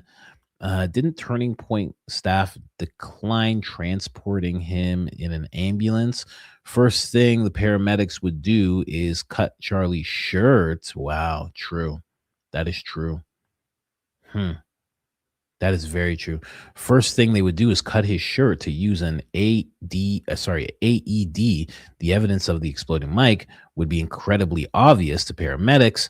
At that point, the glass shards falling out of his shirt and would be logged in a report afterwards. I wonder what Turning Point's excuse was to decline the ambulance transport. Well, I covered this pretty extensively. The only two people on the scene were guys that they're just running around, right? Students too. One of them was named Connor. Connor was the head guy. Connor and his partner both had these big trauma bags. They ran up to the SUV. One guy took off his trauma bag because I think he's ready to offer it to Dan Flood, and he was ignored. They closed the door and they left. Now, also, when Charlie first got hit, they were doing what they were doing, but if you really watch the video, it was seconds. So there was no the EMT guys that were running around were not directly where Brian Harpole and Dan Flood and all the guys where Charlie was. They weren't on the X, we'll call it, because they say get off the X. So they weren't there. They picked him up, moved him right away. Okay. They didn't wait for those EMT guys to show up. That's why those EMT guys were kind of running after them, because they're like, he was shot here. Where is he? They're running after him. There wasn't enough time for them to actually decline an ambulance. They could have waited. That's why Brian Harpole's story was very odd, because when he talked to Sean Ryan, and Sean Ryan was backing this 100%. He's like, as well as anybody. He's like, when you're in that situation, you don't know if there's another shooter. You don't know if there's going to be more shots. So the important thing is to get the person off the X, and the X is where they were initially hit. He's like, so we were just worried about that. But then he also says that he took the time to clot up Charlie's wound within seconds. Within seconds, he says he clotted it up. I don't know about that. It would have taken a lot to do that, but he says he did that and got him off the X within seconds. And Sean Ryan was like, wow, this is so impressive. But yeah, they didn't have a chance to decline an ambulance. Again, no one called 911. They ran away. I shouldn't say ran away like they were trying to duck the EMT guys, but they were running this way. The EMT guys had to chase them. They didn't wait to hear what the EMT guys had to say. They didn't let the EMT guys see Charlie. They just left. So there was no real opportunity for them to be like, hey, we need an ambulance. They didn't take that opportunity. They just left. And it could be for the reason that you're saying. But yeah, there's a lot surrounding that. I made a few videos about the EMT guys, a few videos, because it was really weird. When you slow down the footage, the guys are ready. And the reason that I made that video, because I was like, why would you let Frank in the trunk? Why would you put Frank in the trunk when there's two guys with trauma bags?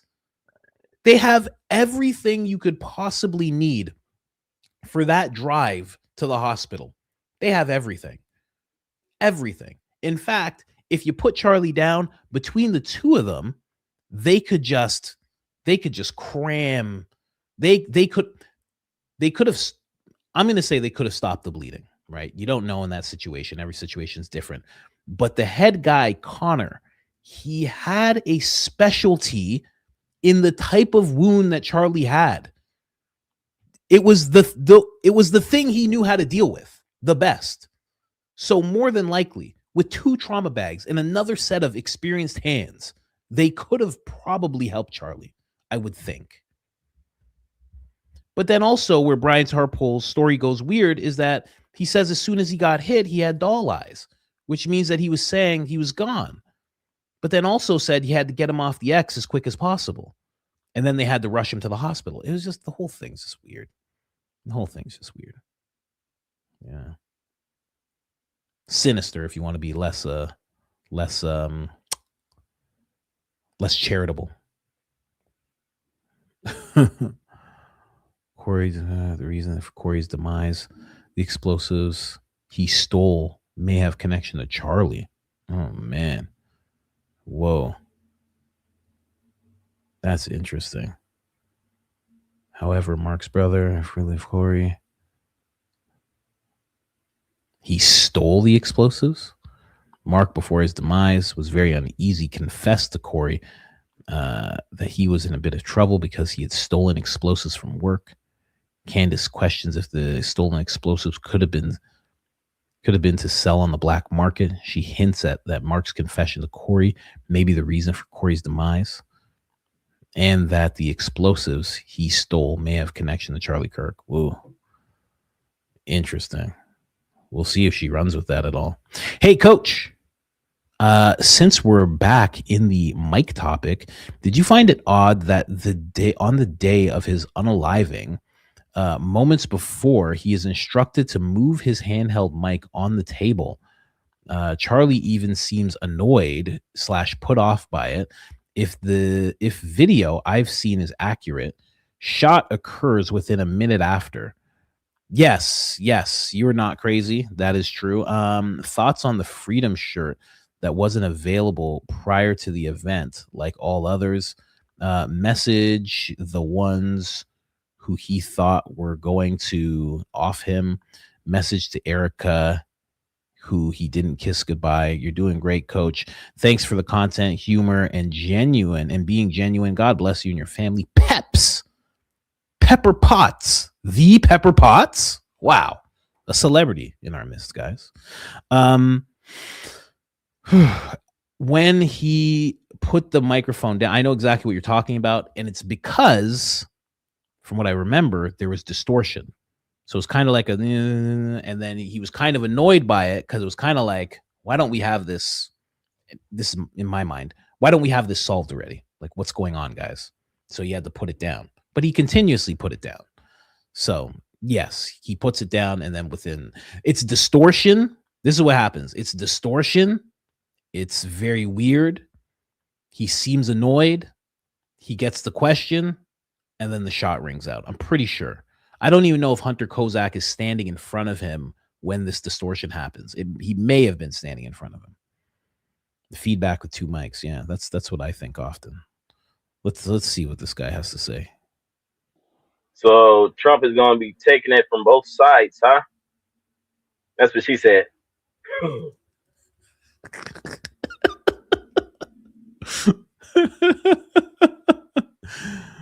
Oh man, that is so funny.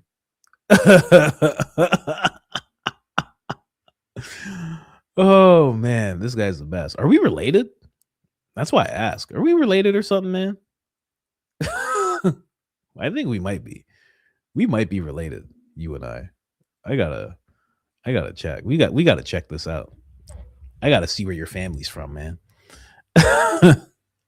You got a very similar humor to some people I know. Maria, she says nothing. Oh, you're the one that sent the blank. Okay, that explains it. Thank you very much. Hi, Coach. OC told us yesterday to ask you to name the new hairstyle. She didn't want me to name it. You guys got the power pony. That's good. Good alliteration, right? Right? It's good alliteration. No, I can't think of anything else. You're good. You're good. Power pony's fine. You know, the power pony, the battle bun. The battle bun is when it's like there's some real hectic stuff that's about to go down. She's about to shake up the internet. You know, Gary's gonna scream code ginger, right? Like that's what's happening when she goes into the battle bun. The power pony, it's like it's gonna be some fun stuff. You're gonna get a little deep. It's gonna be a little funny. The battle bun, nothing's funny. Nothing's funny. No one's joking around. You know, she does the show in her basement. The whole house is silent. You know, George takes the kids out to the park. He's like, okay, we gotta go. We have to go. All of you, quiet. Shh. We have to leave. Quiet. No jackets, no time. Let's go. Just gets them all out of there. Turning Point USA would like to send you a road mic, Coach. No, I'm okay. Jordan Hanshaw videos. Why don't you explain more? You're just going to say that? If you don't explain more, people aren't going to look into what you're saying. But I'll explain more. Jordan is someone who has made extensive videos trying to recreate the Charlie Kirk incident through the eyes of the microphone theory. He wears the same shirt. He's done a lot of work as well. Yeah, and he was, I think he was on with Danks, or was he on with Jesse? Maybe both. him and this lady named, I think her name's Keely or Kelly. They were on together. So yeah, he's done a bunch, primarily on X, but I think he has a YouTube channel as well. I haven't dove as deep into his content at all, but yeah, he's out there. I think Kelly Ray-Ban interviewed with him. It was interesting, amazing. Okay, all right. Maybe that's the Kelly I was thinking of just now. Mama, why he got a cinnamon bun on top of his head? Hey man, don't talk about Blake like that. It's not a cinnamon bun, okay?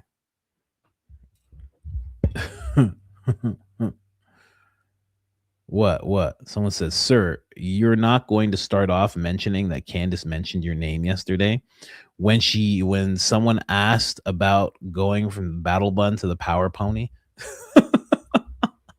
I didn't know. I jumped right in. I'm sorry.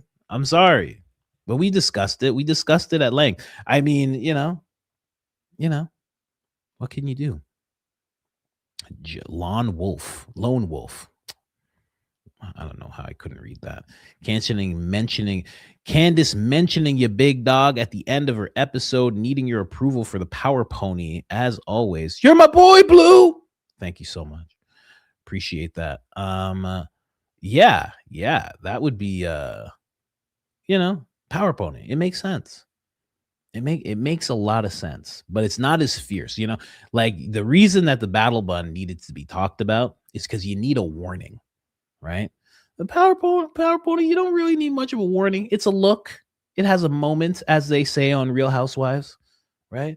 But the battle bun, you needed an actual warning for what was about to happen, right? You needed to brace yourself. You needed to understand that this is not an episode to miss, right? So, just saying. The interview was with Valhalla and Trigger. Possibly. There was an interview I was thinking of with, I think you're talking about with John Bray.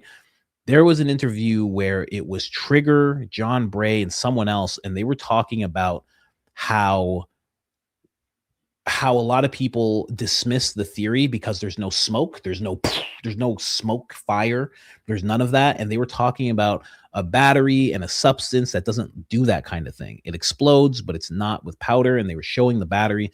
They've done so much work, these guys. It's hard to keep track of. Please, guys, sub to John Bray's channel. He's incredible. Yeah, he really is. He's been putting in that work. I don't know if he ever answered me. No, he didn't. I assume that's his channel. If it's not, we helped out someone else. So yeah, it's a good deed either way.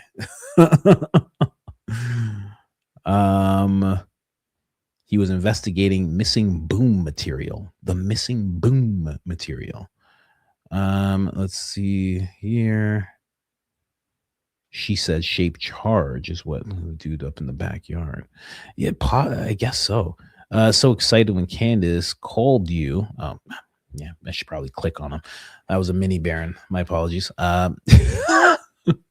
So excited when Candace called you out. Name the power pony. The power pony is a thing. It definitely is. It's in between. You know what it is? It's almost like it's working up to a battle bun, right? It's like you saw that episode, right? She went deep. She was talking about some things. She was calling out, the bureau. She was going hard, but it's like it's building up to something. Like we'll have to see what she looks like today, Oh my gosh, is it 2:00 already? Oh my gosh, guys, 3.5 hours. Oh yeah, because I started late. Yeah, I remember. You have to watch yesterday's episode. She talked about it. The guy's explosive in the backyard. I know. I did recap the episode, guys. I did play it. Don't forget that part, right? I'm that nerd that saw it and called it day one. The fuck? Oh, see, I'm messing up. There's people here, but I hope nobody else opens the door. My wife won't let that happen. But I still question Charlie's family history. I don't know if I showed you guys the video. Go check out what Charlie Kirk's dad built for Trump. It's crazy. It's nuts. And then the occult connection it has, it's crazy. It's a full building, but then inside where the president is, or what he owns, is the ceiling. It's crazy. It's crazy. Very talented man, but has very occult vibes. Stole explosives from work. Yeah. It's crazy. Who the hell steals explosives from work? And then that guy's caught up in that thing. You steal explosives from work, then you're in the backyard, then you die. Connection there, and then that's why he died at Butler. Nah, that doesn't make sense. That's not hitting it for me. But everybody has their thing. Let Candace explain it more deep. The second mic introduction in the fall could have been a decoy the whole time. Remember, Mike Frey, he claimed Charlie had safety concerns in December 2024. Yeah, that's the thing. They could have just been preparing, like a predictive programming type of thing. Like, just get them used to it. Because if you just pulled it out that day, then it's crazy, right? But again, like that does make a lot of sense to me, because the whole, having it for content, it just doesn't add up, because they weren't using that audio for content. And there's so many other ways to have backup audio.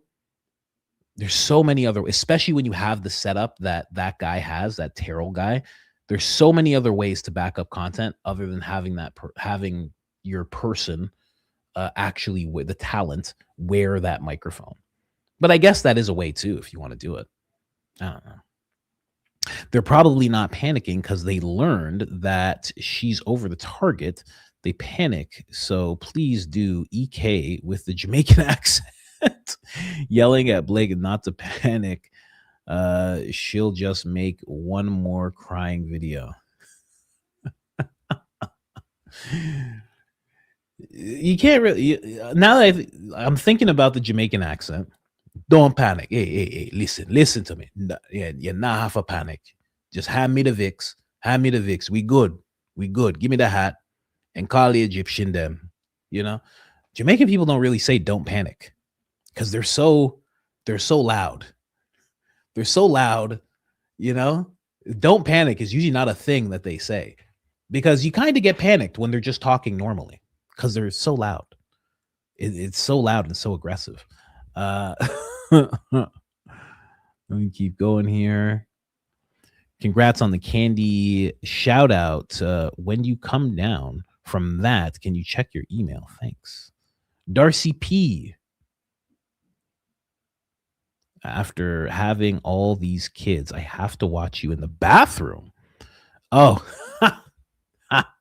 yeah, my wife told me about that, especially with your habit of making me laugh so hard unexpectedly. Don't judge me. That's hilarious.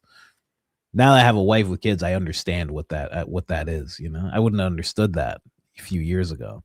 Your impromptu reenactments were insane today. Grab the broom, Dan. I'll be back to gonna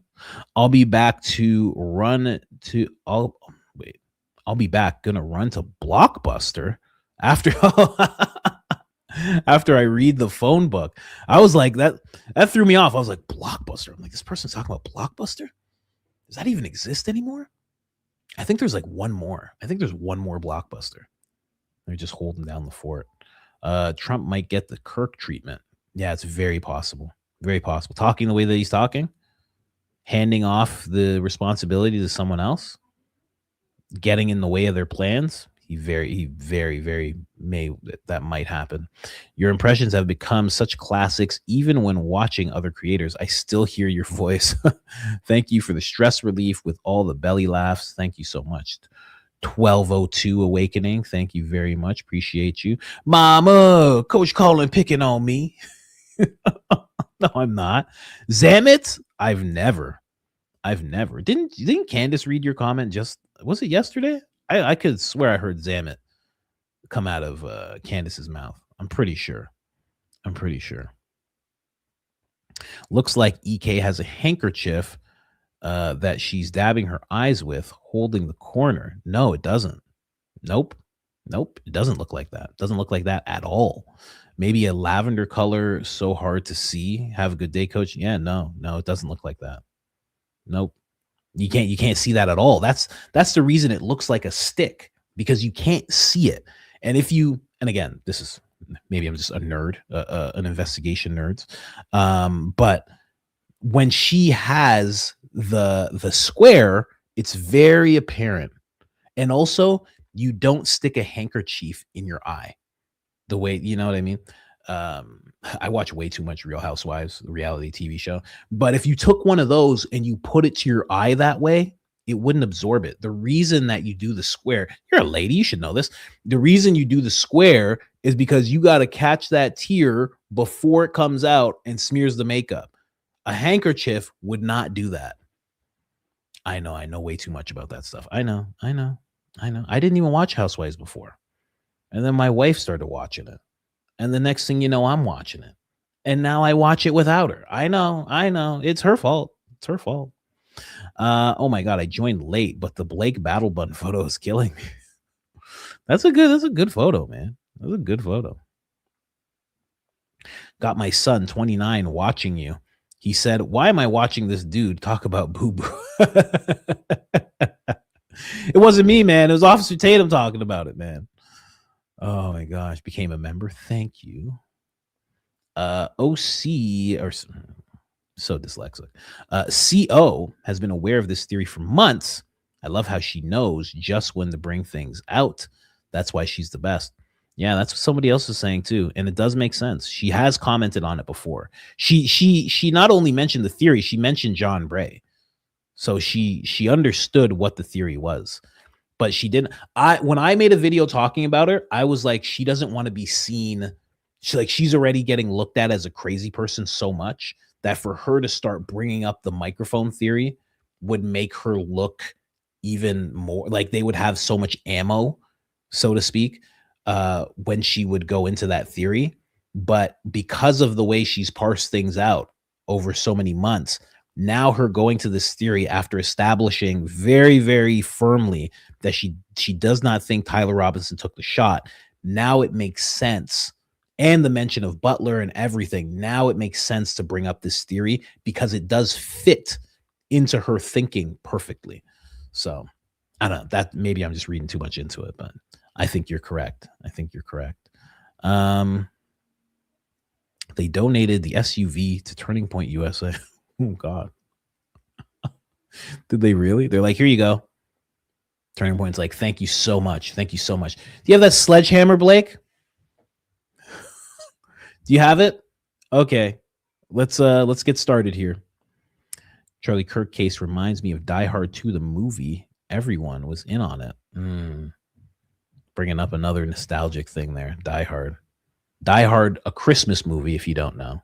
Everyone knows that. It's a Christmas movie. Harpole High for the pre-battle pony bun. That's a lot. I don't even know why y'all so focused on her hairdos. That Candace Owens has been nothing but trouble. Okay? Giovanni, you gotta get out of watching that Candace Owens. You know I'm suing her. You know I'm gonna be suing her. I'm gonna get her for all her mints. She's not gonna be able to have no mints once I'm done. Coach Colin here. What is he? New Coach cartoon with Coach Junior debut on Friday on X. Oh yeah. It's called Narrative Cosmetics Tear Stick. No way. It's called Narrative Cosmetic Tear Sticks. I feel like you're messing with me. Menthol infused wax for natural tears on cue. Professional SFX makeup for film, theater, acting. No way. Really? Is that really a thing? Huh. That's weird. I wouldn't know. I worked in film and television, but never talked to the people in makeup. And I'll be honest, they were stuck up. How about that? They were stuck up. I'm kidding. They're nice ladies. They're always very nice ladies. Okay, let's go back to these coffees, see what else is here. More popped up. Oh, let me see here. Let me see here. This guy did say, what do you say? You say, I'm black from Detroit, but I do have Asian Creole, which is American Indian and some white blood. Oh, that's interesting. Maybe that's what it is. Because I have a kind of a mix like that as well. Kind of. A little bit. Because the Cuban's like, I don't know. I want to say like indigenous almost. According to the research of one of my siblings, the Cuban's like indigenous, which is why I kind of have like the Asian eyes a little bit. Yeah. So we're related. There you go. Watch Gary interview Harpole. Harpole knows what he said on Sean Ryan didn't make sense. He admits he has studied the available footage and recants everything he said on Sean Ryan. Yeah, right. He admitted that. He recanted it all. One of the things he said is it wasn't his fault. He recanted that. Watching from the UK, love your show. George, your George Farmer impression is hysterical. Don't get me started on the whole prolapse episode. Still creasing now. That's so funny. Is that how you guys say it? I've never heard that before. I'm still creasing. Oh my goodness. That Coach Colin has me creasing, yes? That means you're like curled over laughing because you're creased. Oh wow, you guys have a magical brand of English over there. That's amazing. I hope that's what it means. Hey, that was a pretty good impression of me you did on today's stream. There's more where this came from if you give us a major props and major props and stuff. BB. Wow. BB has stooped to a new low. He's trying to talk to people through coffees. Wow, he's really getting cut off by the prez. Oh my gosh, this is a video. What's gonna happen? I don't know what happens when the videos pop up, guys. Hold on. Or I'm gonna save that one for last. None bought a coffee. Just say Julie. Hola, coach. Your prezzo impression is so spot on. It made me look up from my work. Love ya. Happy Wednesday. Hey, coach, your show is great. I recently started listening to you in the last couple of months. Big fan. Very much like your sense of humor and your takes on things. Keep up the great work. God bless you and your family. My favorite number is 7. And with these coffees, I'm helping break through my 700 mark. What? Really? Okay. Did I read this? Or I did read this. Okay. So let's end it here. Hi, Coach Colin. It's Amy Brewer. I say let's have a burn party. Let's burn all the t-shirts. Let's burn the letters and the hats that we received from TPUSA. Let's just burn it down. I'm adding mine to my fire pit tonight. Now we'll send the video to you. Thank you for adding so much good to my life. Thank you to your community for praying for me and my daughter. Oh, yeah. Marissa's voice is real. Half Scar is out there. That's my daughter's handwritten poems that we found after she passed away, and she was struggling with addiction. So I want people to read them, learn from them, and see what I didn't. Thank you. Bye. Wow. Thank you so much. Really appreciate that. Wow. That's a good mission that you have there, to be able to have people see what you didn't. That's a solid mission to have. Definitely a very solid mission to have. Really appreciate that. Look at that. See, you guys, videos, they help. It's for sale on Amazon. Oh my gosh. Did they donate it to Cars for Kids? That's so funny. Not you, Amy, Marissa, not you. But thank you so much for that. Really do appreciate it. We are almost at 4 hours here. We got to get out of here, guys. We gotta get out of here immediately. Thank you guys so much for all of this, for being here. I mean, the fact that a bunch of you stayed is so incredible. So thank you very much. And yeah, you're real. Amy Brewer at Marissa's Voice. I'll click on links. A little wary about this. Let me see this. Let me see. Let me see if anything. It does pop up. Oh, okay, man. Okay. Oh gosh, it is real. Look at that. Wow, that's nuts. Wow.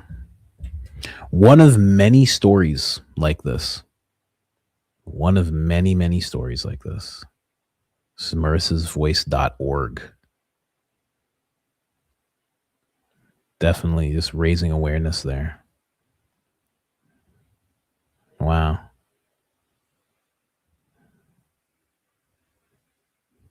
Cool. Fent education. Yeah. Very important. Very, very important. Forever 21. Wow. Yeah, that's crazy. December 17th, 01 to December 30th, 2022. Wow. That's nuts. And then you have more stuff here. Yeah, you're literally just trying to raise awareness here. Yeah, there's a lot of stories like this. Thanks for helping us end it on a lighter note. Appreciate that.